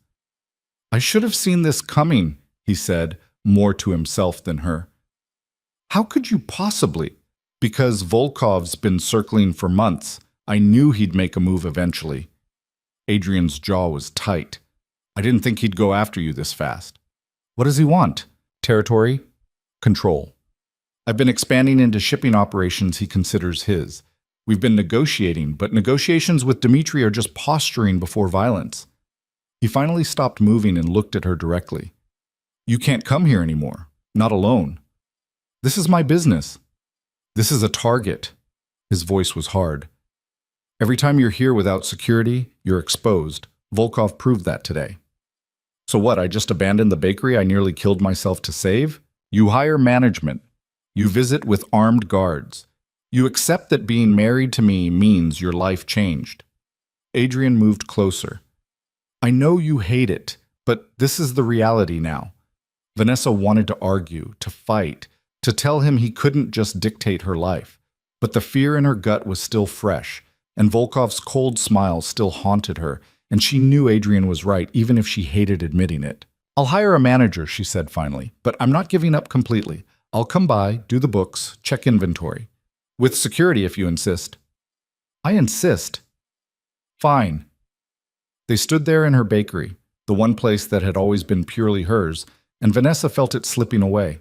Not the business itself, but the freedom of it, the simplicity. I'm sorry, Adrian said quietly. For what? For dragging you into this. I knew it would be dangerous, but I thought I had more time to secure things before anyone targeted you. His hand came up like he might touch her face, then dropped. You deserve better than this mess. I signed the contract knowing what you were. You signed it knowing what you needed. That's different. He stepped back, creating distance again. Come on, let's go home. I need to make some calls. The drive back was silent. Adrian's hands gripped the steering wheel too tight, and Vanessa could practically see him running scenarios in his head. Planning, strategizing, probably contemplating violence she didn't want to know about. At the penthouse, he went straight to his study and closed the door. Vanessa heard him on the phone almost immediately, his voice low and intense, words she couldn't quite make out but knew weren't friendly. She changed into comfortable clothes and tried to pretend today was normal, made tea she didn't drink, stared at the city lights without seeing them, wondered what she'd gotten herself into and whether $2 million was enough compensation for living in constant fear. Hours passed. Adrian's door stayed closed. Vanessa eventually gave up and went to bed, though sleep felt impossible. She must have dozed off anyway, because the sound of her bedroom door opening jolted her awake. Adrian stood silhouetted in the doorway, backlit by the hallway light. Sorry, he said. Didn't mean to wake you, just checking you were here. Where else would I be? I don't know. After today, I'm not assuming anything. He lingered in the doorway. Can I come in? Vanessa sat up, pulling the blanket around herself. Yeah. He crossed to the window seat and sat, looking out at the city. In the dim light, he looked exhausted, shadows under his eyes, tension in his shoulders. I've dealt with Volkov, he said, or started to. He won't come near you again without consequences he can't afford. What did you do? Called in some debts, made it clear that touching you means war, and war means he loses things he values more than pride. Adrian's reflection in the window was grim. He'll back off, for now. And later? Later we'll handle it, one crisis at a time. He turned to look at her. I meant what I said earlier. You were brave today. Most people freeze when Volkov turns on the pressure. You grabbed a rolling pin and threw him out. Despite everything, Vanessa almost smiled. It was the closest thing to a weapon. Still counts. Adrian's expression softened slightly. You keep surprising me. Is that good or bad? Haven't decided yet. He stood. Get some sleep. Tomorrow's going to be long. We have the charity gala. Vanessa had forgotten about the gala. Their first major public appearance as a married couple. Perfect. Adrian? She called as he reached the door. Yeah. Thank you for handling Volkov, for protecting me even though this whole thing is just business. He was quiet for a moment. It stopped being just business the moment you signed that contract. You're my wife now. That means something, even if it's temporary. Then he was gone, and Vanessa was left trying to parse what he'd meant by that. The gala was being held at the Grandmont Hotel, one of those places where the chandeliers cost more than houses, and the guest list read like a who's who of people Vanessa would never have met in her old life. Diana had delivered a dress that morning, emerald green silk that clung in ways that made Vanessa self-conscious, until she saw Adrian's face when she emerged from her room. His expression went carefully blank, which somehow felt more intense than if he'd reacted. You look good, he said, voice neutral. Diana's work. No, that's you. He offered his arm. Ready to face the sharks? Not even remotely. Good answer. The ones who think they're ready always get eaten first. The hotel ballroom was massive. Vaulted ceilings, marble floors, hundreds of people in formal wear drinking champagne and pretending they cared about whatever charity this was benefiting. Adrian's hand found the small of her back the moment they entered, and Vanessa felt eyes turn toward them. They're staring, she whispered. Let them. You're the most interesting person here. I'm a baker from nowhere. You're my wife. That makes you the most dangerous person here. His hand pressed slightly. Chin up. You belong here as much as any of them. It was a lie, but a comforting one. They made their way through the crowd. Adrian introduced her to people whose names she'd never remember. Business associates, politicians, socialites who looked at her with thinly veiled curiosity or outright hostility. She smiled until her face hurt and made small talk about nothing while Adrian handled the real conversations. You're doing great, he murmured during a brief moment alone. Just keep breathing. I feel like a fraud. Everyone here is a fraud. You're just newer at it. He snagged 2 champagne flutes from a passing waiter. Drink. It helps. Vanessa took the glass and immediately regretted it when a woman in diamonds approached, smiling like a shark. Adrian, darling, you must introduce me to your bride. Victoria, this is my wife, Vanessa. Vanessa, Victoria Ashford. She runs the city's largest real estate development firm. How lovely. Victoria's eyes raked over Vanessa with surgical precision. So sudden, your marriage. We were all quite surprised. Adrian's usually so careful about these things. When you know, Vanessa said, echoing the line they'd practiced. And what did you do before landing our most eligible bachelor? I heard something about baking. The condescension dripped like honey. Vanessa felt Adrian tense beside her. I own a bakery, she said evenly. Sweet Haven, on Maple Street. Stop by sometime. I'll give you the friends and family discount. Victoria's smile turned brittle. How quaint. Adrian, we should discuss the Harbor District project soon. I have concerns about your latest proposals. Make an appointment with my office. Adrian's tone made it clear the conversation was over. If you'll excuse us. He steered Vanessa away before Victoria could respond. Sorry about that, he said. Victoria's threatened by anyone she can't control or buy. She's lovely. She's a viper. Adrian's hand moved from her back to her waist, pulling her closer as they navigated the crowd. But she's also influential. Pissing her off has consequences. Then maybe I shouldn't have. You were perfect. She needed to know you won't roll over. His lips brushed her ear. That discount line was inspired, by the way. Very you. Heat flooded Vanessa's face that had nothing to do with embarrassment. They made it through dinner, a 7-course affair that Vanessa barely tasted while making conversation with a hedge fund manager's wife who spent the entire meal talking about her yacht. Adrian's hand found hers under the table at one point, squeezing gently, and she squeezed back without thinking. After dinner, people migrated to the ballroom floor for dancing. Adrian led her there like it was choreographed, one hand on her waist, the other holding hers. I should warn you, Vanessa said, I'm a terrible dancer.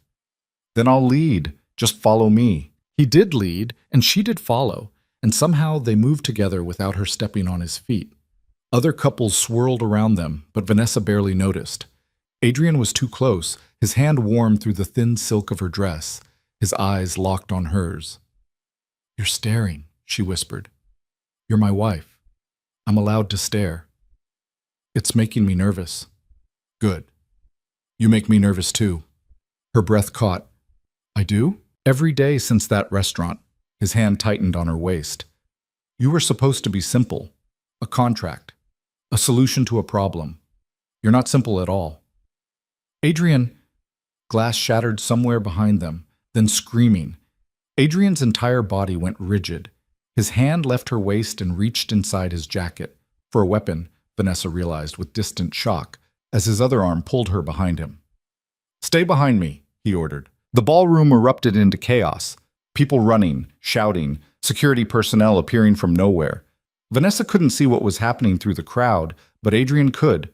His face had gone absolutely white. "Get down," he said. "What?" The gunshot was deafening in the enclosed space. Adrian slammed into her, and they both hit the floor hard. Her head cracked against marble, stars exploding across her vision. Above her, Adrian covered her body with his, and she felt him flinch, once, twice. More shots, more screaming, the weight of him pressing her into the ground.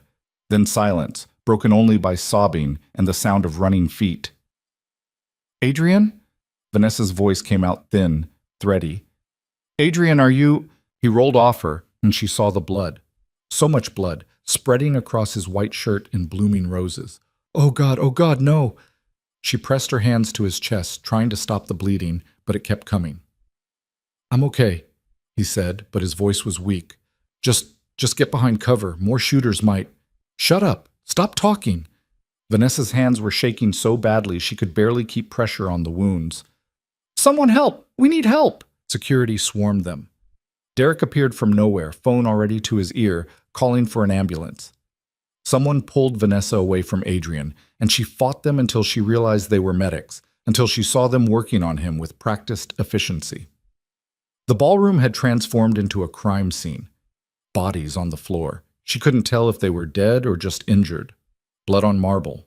Shell casings glinting under chandelier light. And Adrian bleeding out while she watched, helpless. "Ma'am, are you hurt?" A paramedic was trying to examine her. "I'm fine. Help him. Please, help him." "They're working on him. Let me check you for injuries." She had a gash on her forehead from hitting the floor, bruises forming on her shoulder where Adrian had tackled her. Minor. Irrelevant. "Mrs. Ravel." Derek was suddenly there, his face grim. "We need to move you. Now. Before whoever did this comes back. I'm not leaving him. He'd want you safe." "I don't care what he wants. I'm staying." They loaded Adrian onto a stretcher. His eyes found hers as they lifted him, and she saw fear there, not for himself, but for her. "Go with Derek," he rasped. "Please." "No." "Vanessa." "I said no." She grabbed the edge of the stretcher. "Where he goes, I go. That's the deal. That's the marriage." The paramedics didn't argue. They loaded him into the ambulance, and Vanessa climbed in after, still covered in his blood, hands shaking uncontrollably. Derek followed in a separate car. In the ambulance, under the harsh fluorescent lights, Vanessa could see the full extent of the damage. 2 gunshot wounds, one in his shoulder, one in his side. The paramedics worked frantically, inserting IVs, applying pressure, calling ahead to the hospital. Adrian's hand found hers. His grip was weak, but there. "You saved me," he whispered. "What?" "You saw. The red dot. You pushed me. Before the shot." His eyes were starting to glaze. "How did you— I don't know. I just saw something move and reacted." The memory was fragmented, unclear. Red light on his chest, her hands shoving him, the bullet that would have hit his heart catching his shoulder instead. "My brave girl," Adrian murmured, and then his eyes rolled back. The paramedic shouted medical jargon Vanessa didn't understand. The ambulance siren wailed, and all she could do was hold his hand and pray to anything that might be listening that she hadn't just married someone only to watch him die. The hospital waiting room smelled like disinfectant and fear. Vanessa sat in a plastic chair with her hands still stained red, watching nurses rush past while Derek paced like a caged animal. They'd taken Adrian into surgery 40 minutes ago. No updates since. "You should get cleaned up," Derek said for the third time. "I'm fine." "Mrs. Ravel." "I said, I'm fine." Her voice cracked on the last word. Derek stopped pacing and crouched in front of her chair. "He's gonna make it. Boss is too stubborn to die from a couple bullets." "You don't know that." "Yeah, I do. I've seen him walk away from worse." Derek's expression was grim. "This is what he does. Gets shot at, patched up, comes back meaner. It's the pattern." Vanessa looked at him.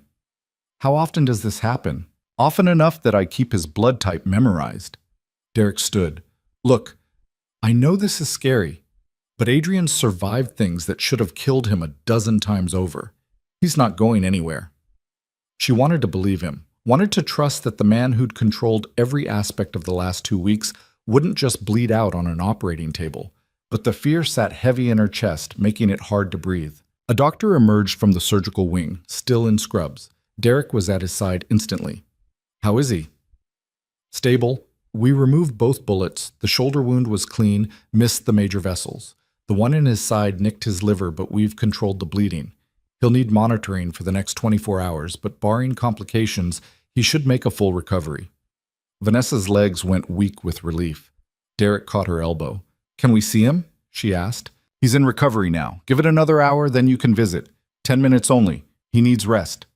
The doctor's eyes settled on Vanessa's blood-stained dress. "Are you injured?" "Just bruised." "Let me check you anyway. Head wounds can be tricky." She let him examine the gash on her forehead. Shallow, didn't need stitches. He cleaned it, applied butterfly bandages, and told her to watch for signs of concussion. Then he disappeared back into the surgical wing, leaving her and Derek in the waiting room. "I need to make some calls," Derek said. "Stay here. Don't talk to anyone. Don't answer questions if police show up. Just wait." "Where are you going?" "To start a war." His smile was cold. "Someone shot the boss. That doesn't stand." He left before she could ask what he meant. Vanessa sat alone in the waiting room, trying to process the last few hours. The gala, dancing with Adrian, the gunshots, his blood on her hands, the way he'd looked at her in the ambulance like she was something precious instead of just a contract. Her phone buzzed. She pulled it out with shaking hands. Unknown number. Again. "I hope Adrian survives. It would be unfortunate to lose such a worthy opponent. My condolences on your traumatic evening. D.V. Dmitry Volkov." Sending condolences while probably having ordered the hit himself.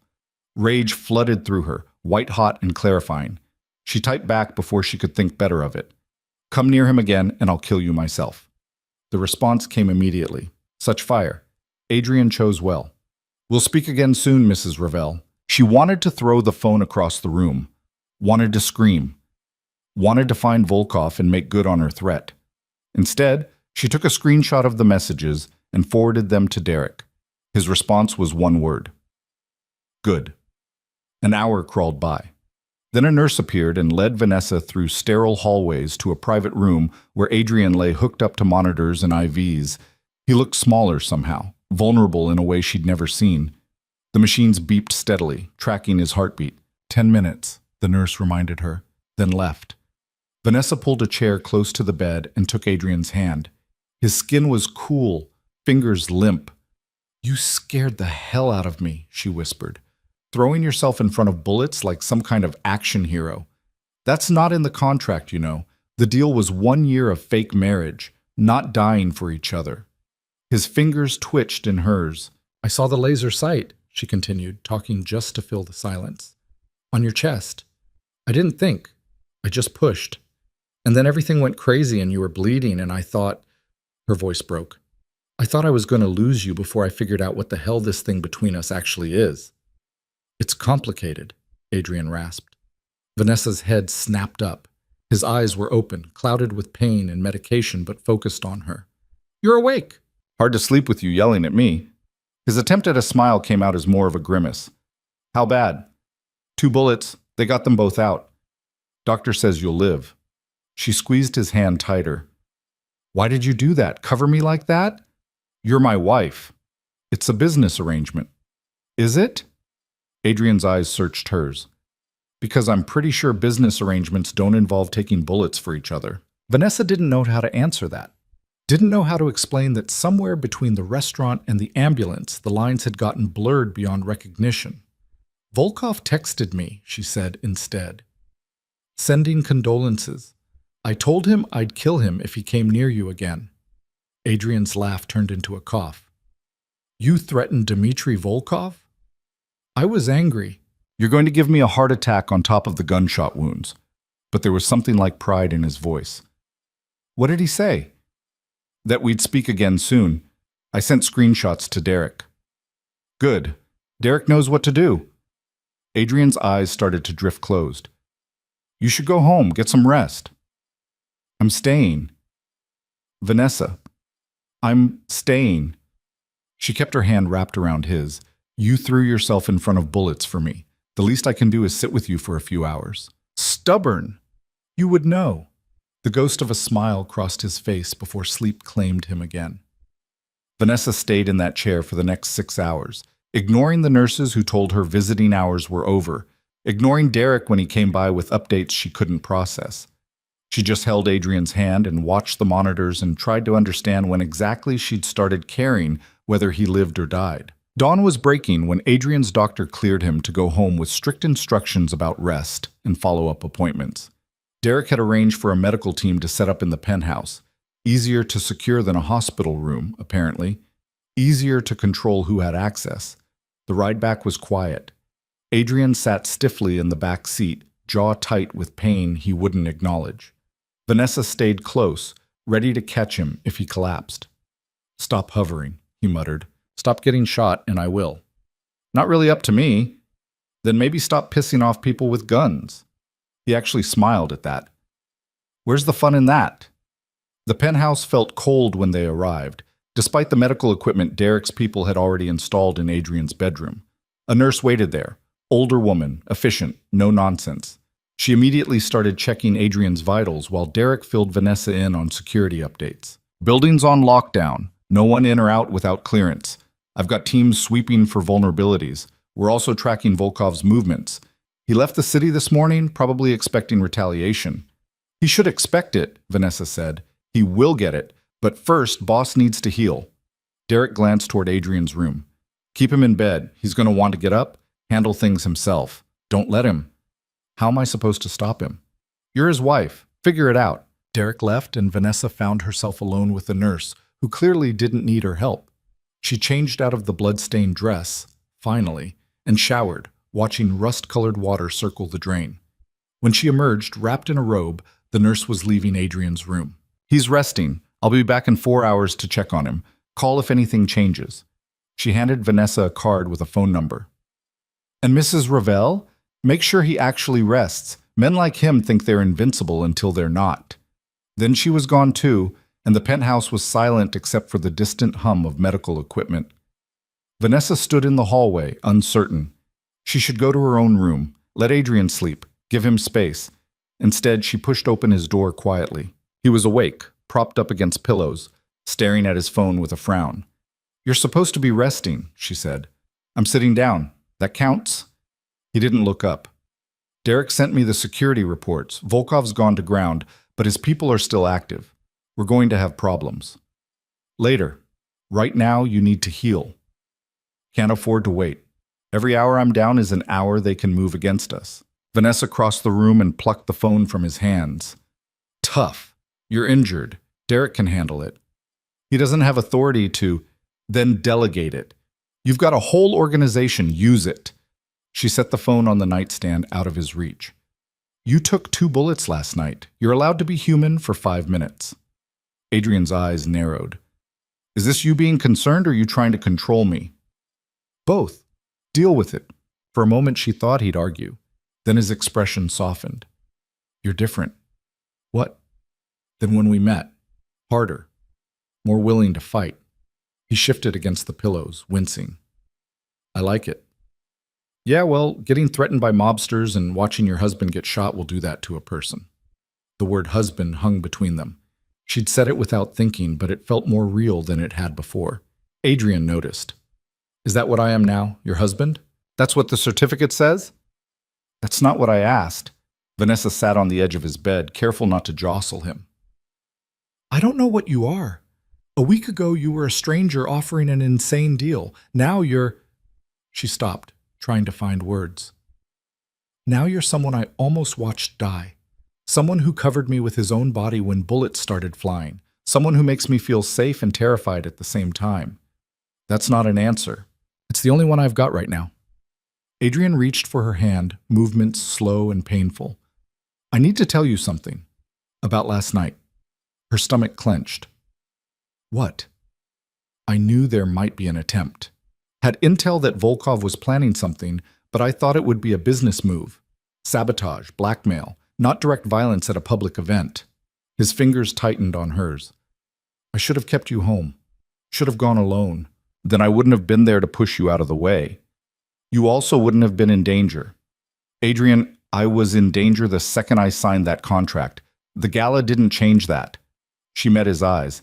And if I hadn't been there, you'd be dead. So maybe stop second-guessing it. He studied her for a long moment. Why did you stay? At the hospital. You could have left. Let Derek handle it. Because you're my... She stopped, the word catching in her throat again. Because I wanted to. That's all. Vanessa, you need rest. We can talk about complicated feelings after you're not bleeding internally anymore. She stood. I'll be in the living room if you need anything. Stay. The single word froze her. What? Stay here. Just for a while. Adrian's voice was rough. I don't sleep well after getting shot, and having someone nearby helps. It was the most vulnerable she'd ever heard him. The most honest. Vanessa walked around to the other side of his massive bed and climbed on top of the covers, keeping a careful distance. Okay, but if you try to check your phone again, I'm hiding it. Noted. They lay there in silence. Vanessa could hear his breathing, uneven with pain, the monitors beeping softly. Outside the windows, the city woke up, oblivious to the violence that had shattered their world the night before. Thank you, Adrian said quietly, for saving my life. Thank you for trying to save mine first. That's just good business sense. Can't collect on a contract if you're dead. Right, business. But neither of them sounded convinced anymore. Vanessa woke hours later to find Adrian asleep beside her, one hand still loosely holding hers. Afternoon light streamed through the windows. Her neck was stiff from the awkward angle, but she didn't move. Didn't want to wake him. Her phone buzzed on the nightstand. She grabbed it carefully. Derek. Bakery's secure. Put 3 guys on rotation. Your employees are asking questions. She typed back one-handed. Tell them I'm dealing with a family emergency. Pay them for the week. Derek. Already done. Boss taught me well. Derek. Also, we found the shooter. Being dealt with as we speak. Vanessa didn't ask what dealt with meant. Probably better not to know. The nurse returned in the late afternoon, checked Adrian's vitals, changed his bandages. He woke up grumpy and in pain, snapping at everyone until the nurse gave him more medication and he drifted off again. He's always like this when he's injured, the nurse told Vanessa. Terrible patient, but his vitals are good. He's healing. Vanessa spent the evening fielding calls and messages, Diana checking in, Patricia sending a terse message about legal implications of the shooting, people whose names she barely knew offering condolences and probably fishing for information. She ignored most of them. Let Derek handle the business side. Her job was keeping Adrian from doing anything stupid while he recovered. By the 3rd day, he was driving everyone crazy. The medication made him foggy, but not foggy enough to stop him from trying to work. He'd set up a makeshift office in his bedroom, laptop balanced on his legs, phone constantly ringing. You're going to tear your stitches, Vanessa warned, bringing him lunch he probably wouldn't eat. I'm fine. You're insufferable. Noted. He didn't look up from his screen. Did Derek send the revised territory agreements?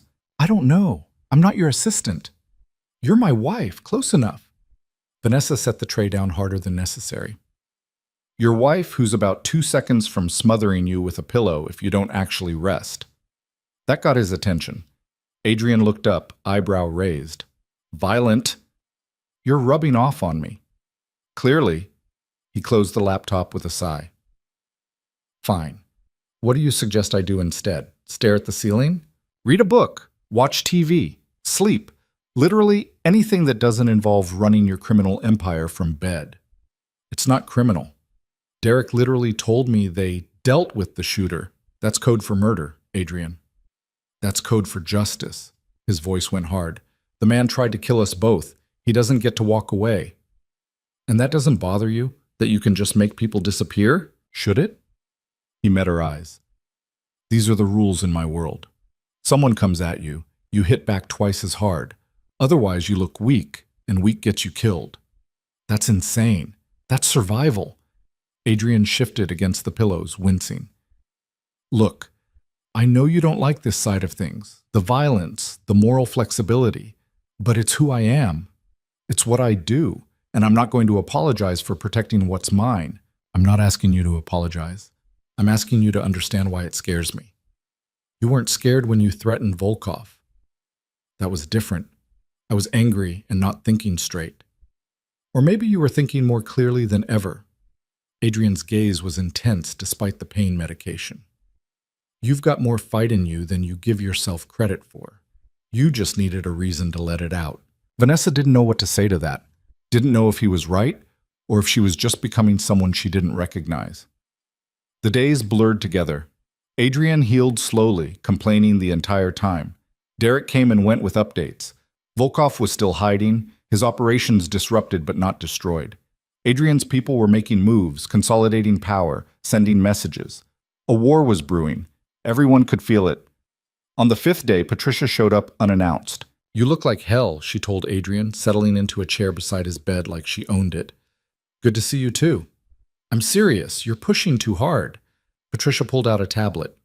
But since you won't listen to your doctors or your wife, let's at least make this productive. We need to discuss the contracts. What about them? Volkov's lawyers are claiming your marriage is fraudulent. They're trying to void several agreements based on the premise that you entered into them under false pretenses. Vanessa's stomach dropped.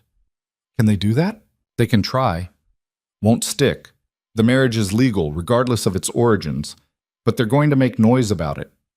Patricia's eyes shifted to Vanessa. Which means you two need to sell this even harder. More public appearances, more evidence of a real relationship, the kind that looks genuine under scrutiny. We've been shot at, Adrian said flatly. I think that's genuine enough. Trauma bonding isn't the same as romance. The narrative needs to be that you're in love, not just convenient. Patricia stood. I'll handle the legal side. You handle the optics. And for the love of everything, stop getting shot. It's terrible for business. She left, and Vanessa and Adrian looked at each other.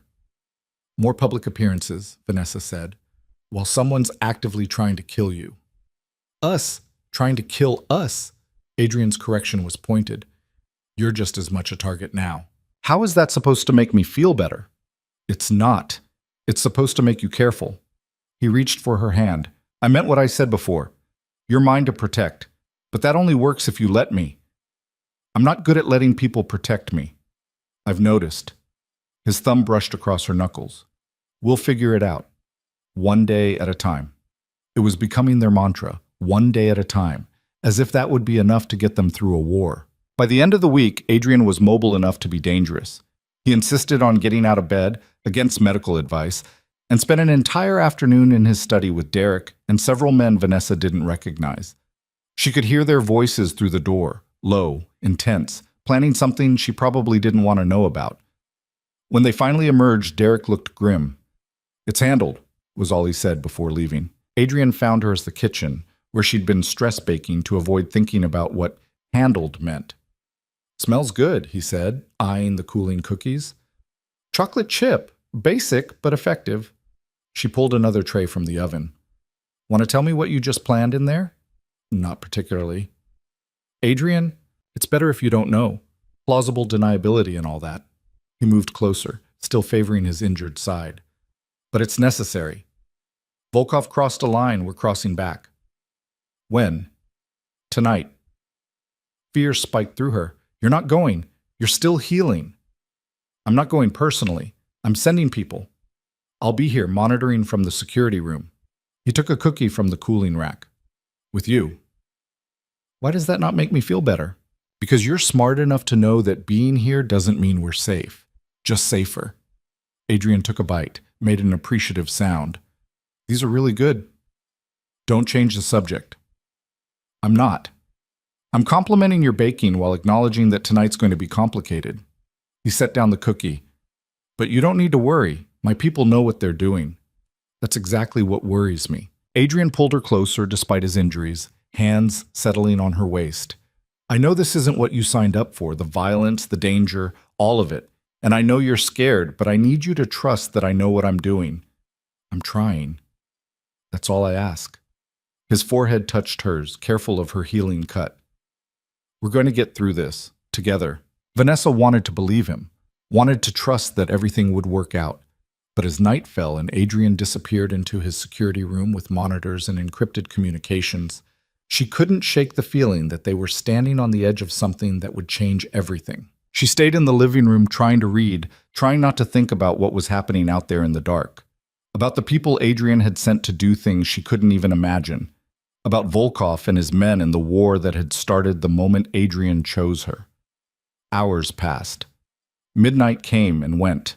Vanessa dozed on the couch, jerking awake at every sound. Finally, around 2 a.m, Adrian emerged. He looked exhausted, face drawn with pain and stress, but his eyes were satisfied. It's done, he said simply. What's done? 3 of Volkov's warehouses, his primary shipping route, 2 key lieutenants who won't be a problem anymore. Adrian sank onto the couch beside her. He'll get the message by morning. Back off or lose everything. And if he doesn't back off, then we escalate until he does. He reached for her hand. But he will. Volkov's smart enough to know when he's beaten. Vanessa looked at their joined hands, hers still clean, his stained with decisions she didn't want to examine too closely. I don't know how to do this. Be married to someone who operates like this. You're already doing it. You've been doing it since the night we met. Adrian's voice was gentle. You're stronger than you think, Vanessa. You just keep forgetting. I feel like I'm losing myself. You're not losing yourself. You're finding parts you didn't know existed. He pulled her closer, and she let him, resting her head against his shoulder. The woman who threatened Volkov, who pushed me out of the way of a bullet, who stayed in a hospital all night. That's all you. That was always there. What if I don't like who I'm becoming? Then we figure it out. But don't mistake growth for loss. They're not the same thing. They sat there in this dark penthouse. 2 people bound by a contract that no longer felt like just business. While the city slept and somewhere out there, Adrian's message burned. Morning came with news that Volkov had pulled back. His people quietly withdrew from contested territories. His lawyers stopped filing motions, and the threatening messages stopped entirely. Derek delivered the update over breakfast with something close to a smile. He's done, for now anyway. Word on the street is he's reassessing his position. Adrian nodded, wincing as he reached for his coffee. The stitches were coming out next week, but movement still hurt. Good. Keep monitoring him. I want to know if he so much as sneezes in our direction. Already on it, Derek glanced at Vanessa. Your bakery's doing well, by the way. Manager you hired is solid. Revenue's up 30% since the renovations. Really? She'd barely thought about Sweet Haven in the chaos of the past 2 weeks. Really? Customers are loving the new setup. Might need to hire more staff soon. It should have made her happy. Instead, she felt oddly disconnected from it. Like the bakery belonged to someone else now. Someone who hadn't married a dangerous man and learned to threaten mobsters. After Derek left, Adrian studied her across the table. You're quiet. Just thinking. About? How different everything is. A month ago, I was drowning in debt, alone, barely surviving. Now She gestured around the penthouse. Here, married to you, living a life I don't recognize. Having regrets? No, maybe. I don't know. Vanessa pushed eggs around her plate. It's just strange. The bakery was my entire world, and now it feels like a side project, something I check on but don't really connect to anymore. Adrian set down his cup carefully. You want to go see it? The bakery? With armed guards following me everywhere? Better than getting shot at. His tone was light, but his eyes were serious. But yes, with security. Derek wasn't exaggerating about the threats. Volkov backed off, but that doesn't mean others won't try. Is this what the rest of the year looks like? Constant vigilance and paranoia? Probably. Adrian reached across the table for her hand. But you're tougher than you think. You've already proven that. She wanted to believe him. Some days she even did. The visit to Sweet Haven was surreal. Vanessa walked through her own bakery feeling like a stranger. Everything was cleaner, more efficient. The new manager, a woman named Sophie who'd worked in high-end restaurants, had streamlined operations and expanded the menu. Customers filled the tables buying pastries Vanessa had created but no longer made herself. "It's wonderful," Sophie said, showing her the updated inventory system. "We're getting requests for catering now. Corporate events, weddings. I think we could really grow this." "That's great." Vanessa tried to sound enthusiastic. She was happy the business was thriving, but standing here watching someone else run her dream felt hollow. Derek and two other security personnel waited by the door, watching everyone who entered. A couple customers recognized Vanessa from the news coverage of the gala shooting. They stared, whispered, took photos when they thought she wasn't looking. She left after an hour, unable to shake the feeling that Sweet Haven wasn't really hers anymore. It had become an asset, a line item in Adrian's world. Safe and profitable, but no longer personal. In the car, Derek noticed her expression. "You okay, Mrs. Ravel?" "Fine. Just weird being back." "Boss said you built that place from nothing. Must be hard seeing it change." "It's better than it was. More successful. I should be happy." Should be and aren't always the same thing. Derek's eyes met hers in the rearview mirror. "If it helps, boss talks about you different than anyone else. Like you matter beyond the arrangement." Vanessa's heart stuttered. "He does?" "Yeah, don't tell him I said anything, but I've worked for him 5 years and never seen him like this. Protective, yeah. But also just present. Like he actually cares what happens to you." "It's complicated," Derek snorted. "Everything with Adrian's complicated. Doesn't mean it's not real." Back at the penthouse, Vanessa found Adrian in his study, finally working from his desk instead of his bed. Progress, she supposed. "How was it?" he asked, without looking up from his monitors. "Good." "Strange. The bakery's doing well." "But?" She shouldn't have been surprised he caught the hesitation. "But it doesn't feel like mine anymore. It's successful and safe and everything I wanted it to be, except I'm not the one running it." Adrian closed his laptop and gave her his full attention. "Do you want to run it again? I can arrange that. Different security setup, minimal interference." "No, that's not..." Vanessa sank into the chair across from his desk. "I don't know what I want. I spent so long fighting to save that bakery, and now that it's saved, I feel lost." "So find something else." "Like what?" "Whatever you want. You've got resources now. Freedom. Use them." Adrian leaned back carefully. The bakery was about survival. What do you actually want to do? It was a question she had never let herself ask before. Survival had been the goal for so long that wanting anything beyond that felt indulgent. "I don't know," she admitted. "I've never had the luxury of figuring that out." "Well, you do now, so figure it out." He stood, moving around the desk despite the obvious pain it caused. "You're not the same person who walked into that restaurant desperate and drowning. Stop acting like your only value is tied to a business you don't even want to run anymore." "Then what's my value?" Adrian stopped in front of her chair. "You pushed me out of the way of a bullet. You threatened one of the most dangerous men in the city to his face. You've handled every insane thing I've thrown at you without breaking." His hand came up to cup her face. "Your value is that you're you. Everything else is just window dressing." Vanessa's breath caught. His thumb brushed across her cheek, and suddenly the air between them felt electric. "Adrian, I know. The contract, the arrangement, all the logical reasons this is supposed to stay professional." His eyes searched hers. "But I'm tired of pretending you're just a business decision." "What are you saying?" "I'm saying the lines got blurred somewhere between the hospital and now. And I don't think either of us is very good at pretending they didn't." He leaned closer. "So we have a choice. We can keep lying to ourselves, or we can admit this became something else." Her heart was racing. "What kind of something else?" "The kind where I want to kiss you, and it has nothing to do with cameras or contracts." "That's a terrible idea." Probably the worst one I've had in years. But he didn't move away. Tell me to stop, and I will. Tell me this stays business, and we'll never talk about it again.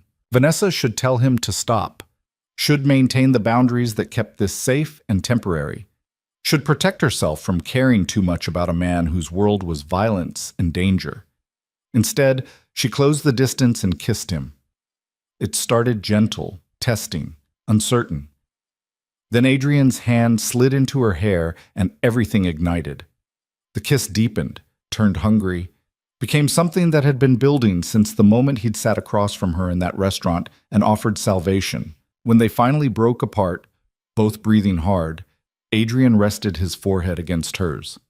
"So much for keeping things professional," he murmured. "We're terrible at this. The worst." But he was smiling, and Vanessa realized she was too. "What do we do now?" she asked. "I have no idea. Make it up as we go?" Adrian pulled back enough to look at her properly. "The contract still stands. The year, the terms, all of it. But between us, in private, we stop pretending this is just an arrangement. And when the year's up, we figure it out then. No promises, no guarantees, just see what happens." It should have terrified her. The uncertainty, the risk of caring about someone whose life was a constant battlefield. But Vanessa had already jumped off that cliff, might as well admit she was falling. "Okay," she said. "We try. We try." Adrian kissed her again, softer this time. "Fair warning, I'm terrible at relationships. Never had one last more than a month. I was married to an abusive asshole for 3 years. The bar's pretty low. Then we're both starting from scratch." He winced, touching his injured side. "Though maybe we could continue this conversation somewhere I can sit down before my stitches tear." Vanessa laughed, helping him to the couch. They settled there together, and for the first time since signing that contract, she felt like they were on the same page. No more performance, no more careful distance.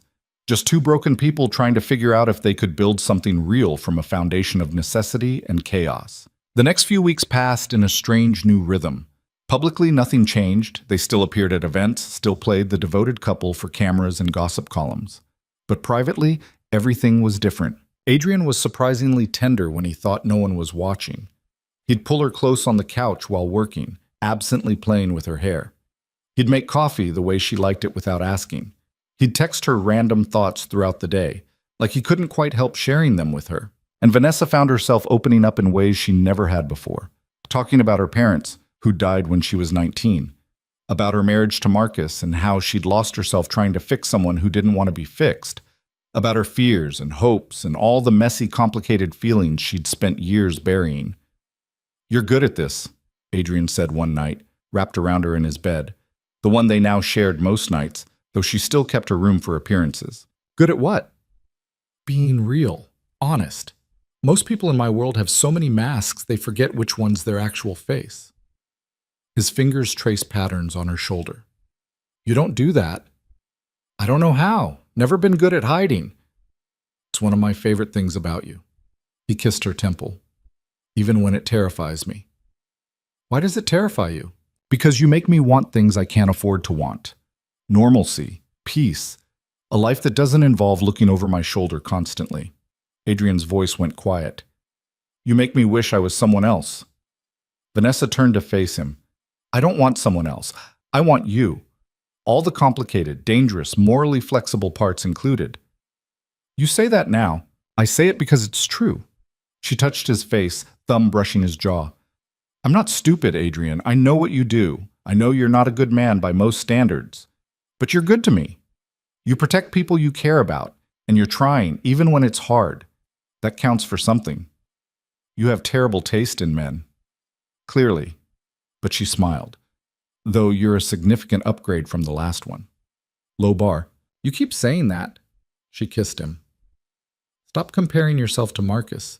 You're nothing like him." "How do you know? You barely knew me when we got married."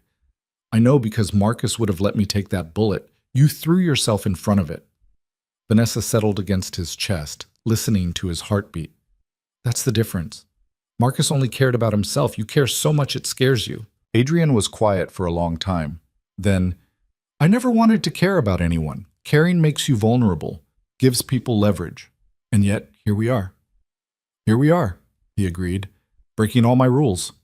They fell asleep like that, tangled together, and Vanessa thought maybe this was what trust felt like. Not the absence of fear, but the choice to be vulnerable anyway.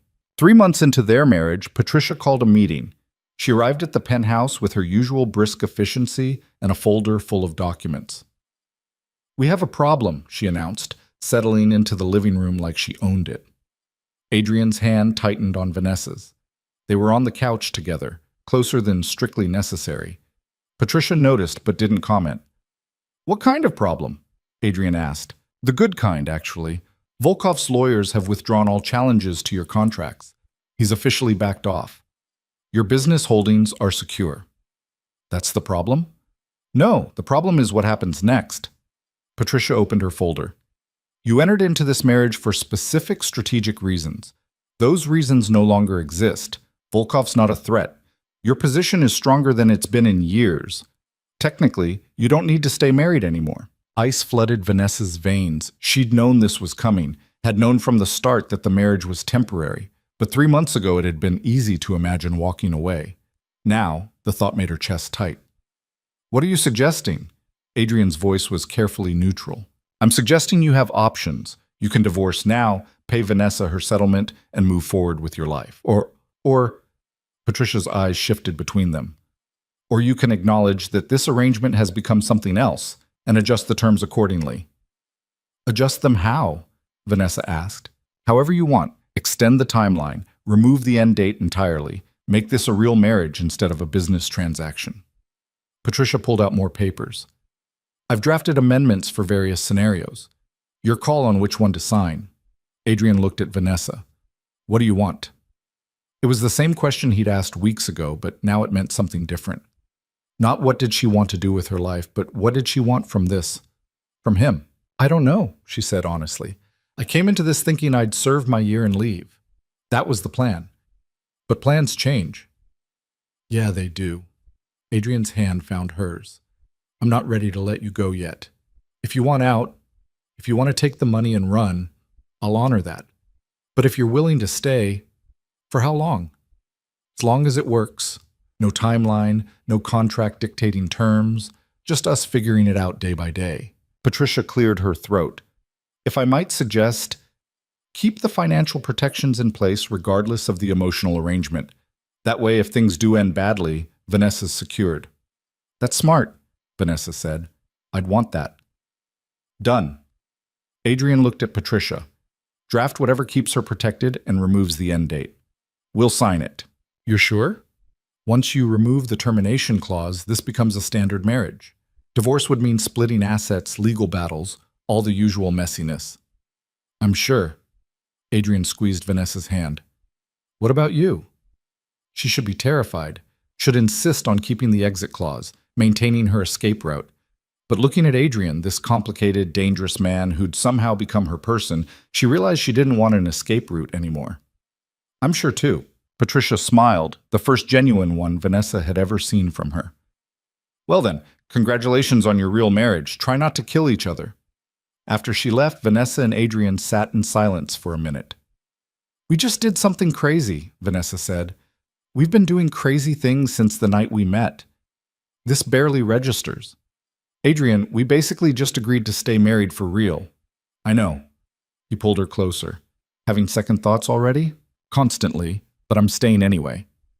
"Good, because I wasn't actually going to let you leave." His tone was light, but his eyes were serious. "You're mine now, Vanessa, for as long as you'll have me." That's very possessive. "You married a mobster. What did you expect?" "Fair point." She kissed him. "For the record, you're mine too." "I can live with that." 6 months in, Vanessa had finally figured out what she wanted to do. Not run the bakery, Sophie was handling that beautifully. But something else. Something that combined her skills with the resources she now had access to. She started a foundation. Not a huge one, not some flashy charity with galas and publicity, just a small organization that helped women in situations like she'd been in, trapped in bad relationships, drowning in debt, unable to see a way out. They provided legal assistance, financial counseling, job training, and sometimes just a safe place to land while figuring out next steps. Adrian funded it without hesitation, but he let her run it. Let it be hers. "You're good at this," he said, watching her review applications one evening. "Helping people. It's easier when you have resources, when you're not drowning yourself." Vanessa approved another grant, rent assistance for a woman fleeing domestic violence. "I keep thinking about who I was 6 months ago. If someone had offered me this kind of help, maybe I wouldn't have been desperate enough to marry a stranger. Then I'm glad no one did." Adrian pulled her away from her laptop. "Because that desperation brought you to me. You're glad I was suffering? I'm glad it led here. To this." He kissed her. "Though I wish you hadn't had to go through hell to get here. Maybe the hell was necessary.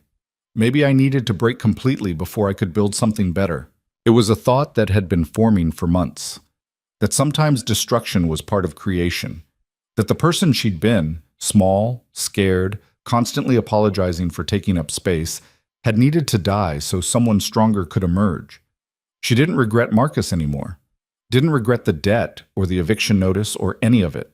Because all of that had led to Adrian, to this life, to becoming someone who could help others instead of just surviving. "You've gone philosophical on me," Adrian observed. "Just thinking about second chances, about how sometimes the worst things lead to the best outcomes." "You calling me an outcome? I'm calling you the best mistake I ever made." He laughed at that, pulling her into his lap. "I'll take it." The wedding, the real one, happened on a Saturday morning 9 months after they'd signed the original contract. This time there were guests: Diana and Derek, Patricia, Sophie from the bakery, a handful of people who'd become important over the past months. Vanessa wore a different dress, white this time, simple and elegant. Adrian wore the same suit he'd worn to their legal ceremony, but he smiled more this time. Looked less like he was signing a business deal and more like he was committing to a future. They said vows they'd written themselves. Adrian promised to protect her, challenge her, and try not to get shot at too frequently. Vanessa promised to call him on his garbage, stand by him in the chaos, and maybe not threaten quite so many mob bosses. Everyone laughed. It felt real in a way the first ceremony hadn't. Afterward, they had lunch at a small restaurant.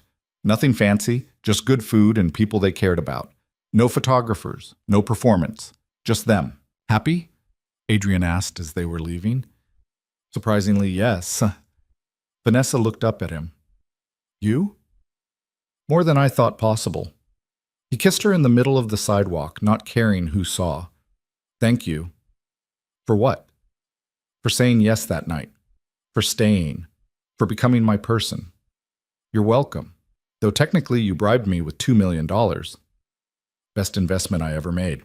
They went home to the penthouse that had stopped feeling like a cage and started feeling like theirs. Made love like they had all the time in the world because they did now. No expiration date, no countdown, just a future they'd build together. Later, wrapped in sheets and each other, Adrian said, "I want to tell you something." "Okay." "I lied. That first night when I said I needed a wife for strategic reasons." His fingers traced patterns on her skin. "That was part of it, but not all." Vanessa propped herself up on an elbow. "What was the rest?" "I was tired. Of being alone. Of every relationship being a calculation. Of never letting anyone close enough to matter." He met her eyes. "Then I saw you sitting in that restaurant, waiting for someone who wasn't coming, and something just clicked. Like maybe here was someone real. Someone who wouldn't see dollar signs or power, just a person. You barely knew me. I knew enough, and I wanted to know more." Adrian touched her face.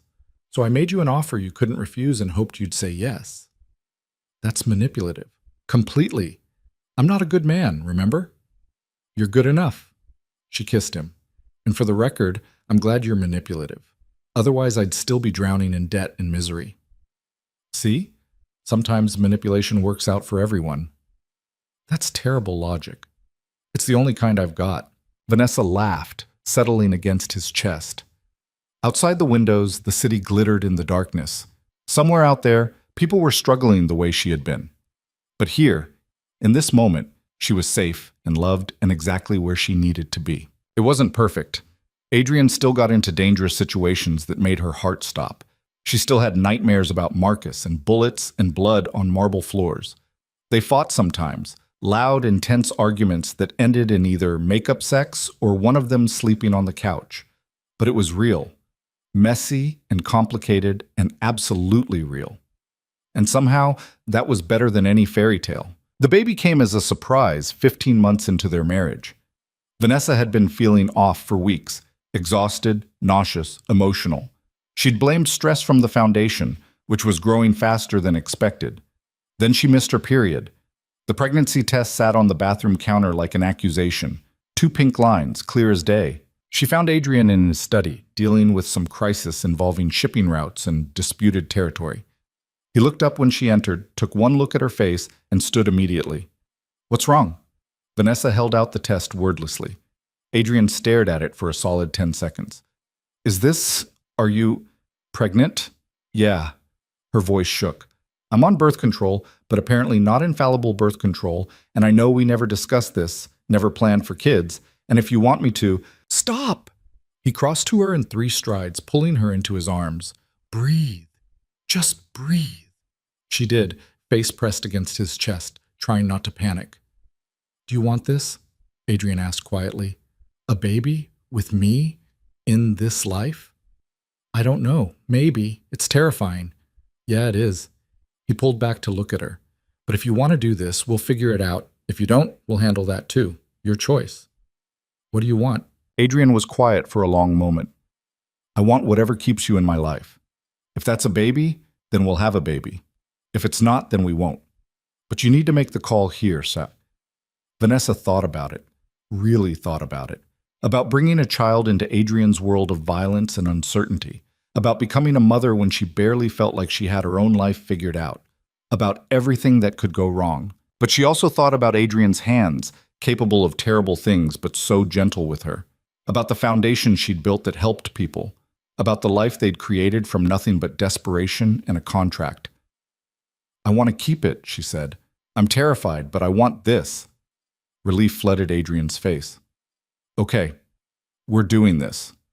We're doing this." She laughed, slightly hysterical. "We're having a baby. We're having a baby," he repeated, like testing the words. Then he smiled, a real, unguarded smile that made him look younger. "I'm going to be a father." "You're going to be a terrifying father." "Absolutely. Our kid's going to run this city by age 10. "That's not comforting." "It wasn't meant to be." But he was grinning now, pulling her close and kissing her. "Thank you." "For what? Getting pregnant?" "For trusting me with this. With everything."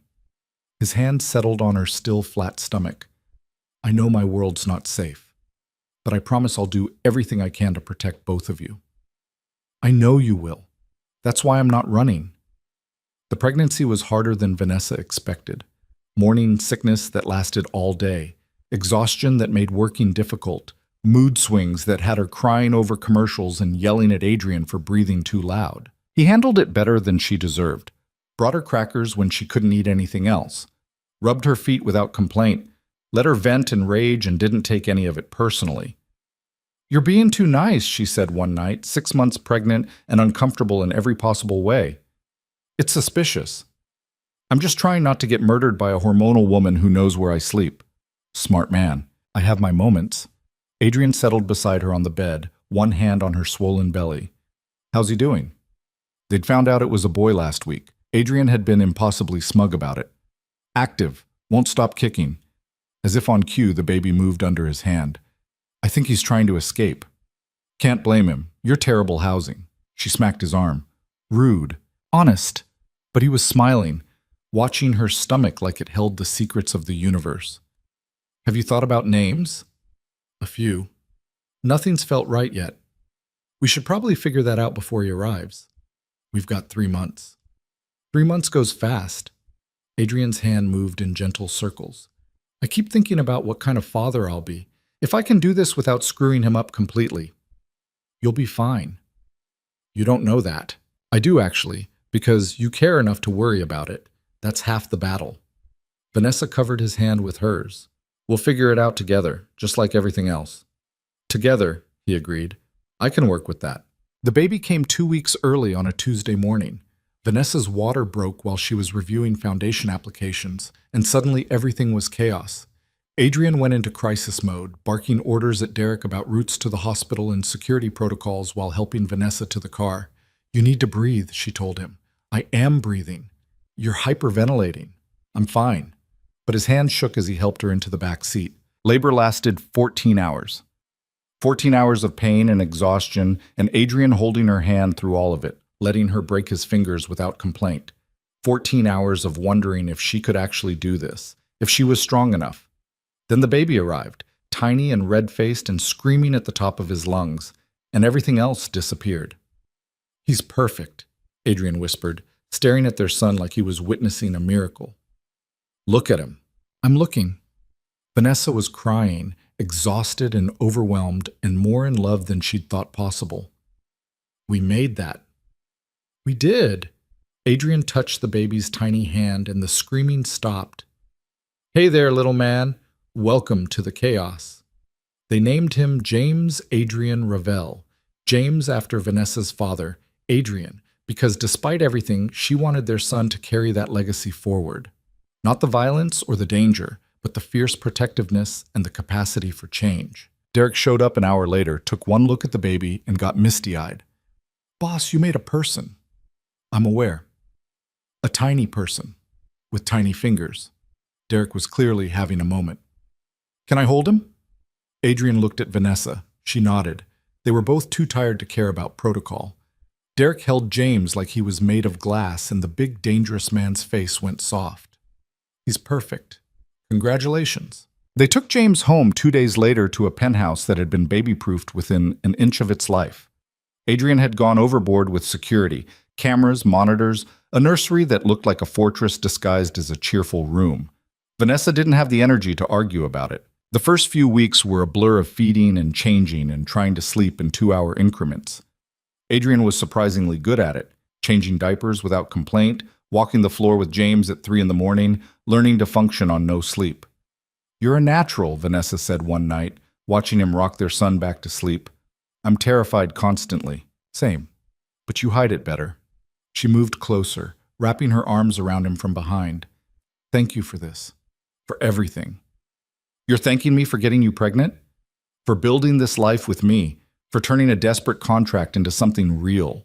Adrian shifted James to one arm, pulling Vanessa close with the other. The three of them stood there in the dim nursery, and Vanessa thought about how far she'd come. From that restaurant, drowning and alone, to this. A family. A purpose. A future she'd never imagined possible. "I love you," she said. First time she'd said it out loud, though she'd felt it for months. Adrian's breath caught. "Say that again. I love you. Your terrible decisions, your criminal empire, your overprotective instincts, all of it. I love you." "I love you too." He kissed her temple. "Have since that night you threatened Volkov. Maybe before. Definitely by the time you pushed me out of the way of that bullet. Took you long enough to say it. I wanted to get it right." Adrian looked down at James, sleeping peacefully in his arms. "Wanted to deserve it. You deserve it. You deserve this." She touched their son's soft hair. "You deserve to be happy." "I am happy. Terrified, exhausted, and completely out of my depth. But happy." He set James in his crib carefully, then pulled Vanessa out of the nursery. "Come on, let's sleep while we can." They curled up together in bed, monitor on the nightstand, and Vanessa realized this was it. This was what she'd been fighting for all along. Not the bakery, not financial security, not even survival. Just this. Connection. Love. The terrifying, beautiful mess of building a life with someone. It wasn't perfect. Nothing was. Adrian still dealt with dangerous people. The Foundation kept her busy with heartbreaking cases. James cried at ungodly hours and spit up on everything. Their life was chaotic and complicated, and sometimes scary, but it was theirs. And sometimes, Vanessa thought, as sleep finally pulled her under, that was the only thing that mattered. Not perfection or safety or certainty, just finding someone worth fighting through the chaos for. Someone who saw you drowning and offered a hand instead of turning away. She thought that night in the restaurant was the end of her story. Turned out it was just the beginning. Because here's the thing about desperation. Sometimes it doesn't destroy you. Sometimes it forces you to be brave enough to take chances you'd never otherwise risk, to say yes to insane proposals from dangerous strangers, to rebuild yourself from the ashes of who you used to be. And sometimes, if you're very lucky, that desperation leads you to exactly where you needed to be all along. Vanessa had been saved by a contract and $2 million, but she'd been transformed by everything that came after. By choosing to stay when she could have left, by learning to fight instead of just survive, by becoming someone strong enough to build a life instead of just endure one. Marcus had called her worthless, weak, nothing. He'd been wrong. She wasn't nothing. She was a woman who'd clawed her way out of hell, married a man most people feared, had his baby, and built something meaningful from the wreckage of her old life. She was Vanessa Ravel, wife, mother, fighter, and she was exactly where she was meant to be.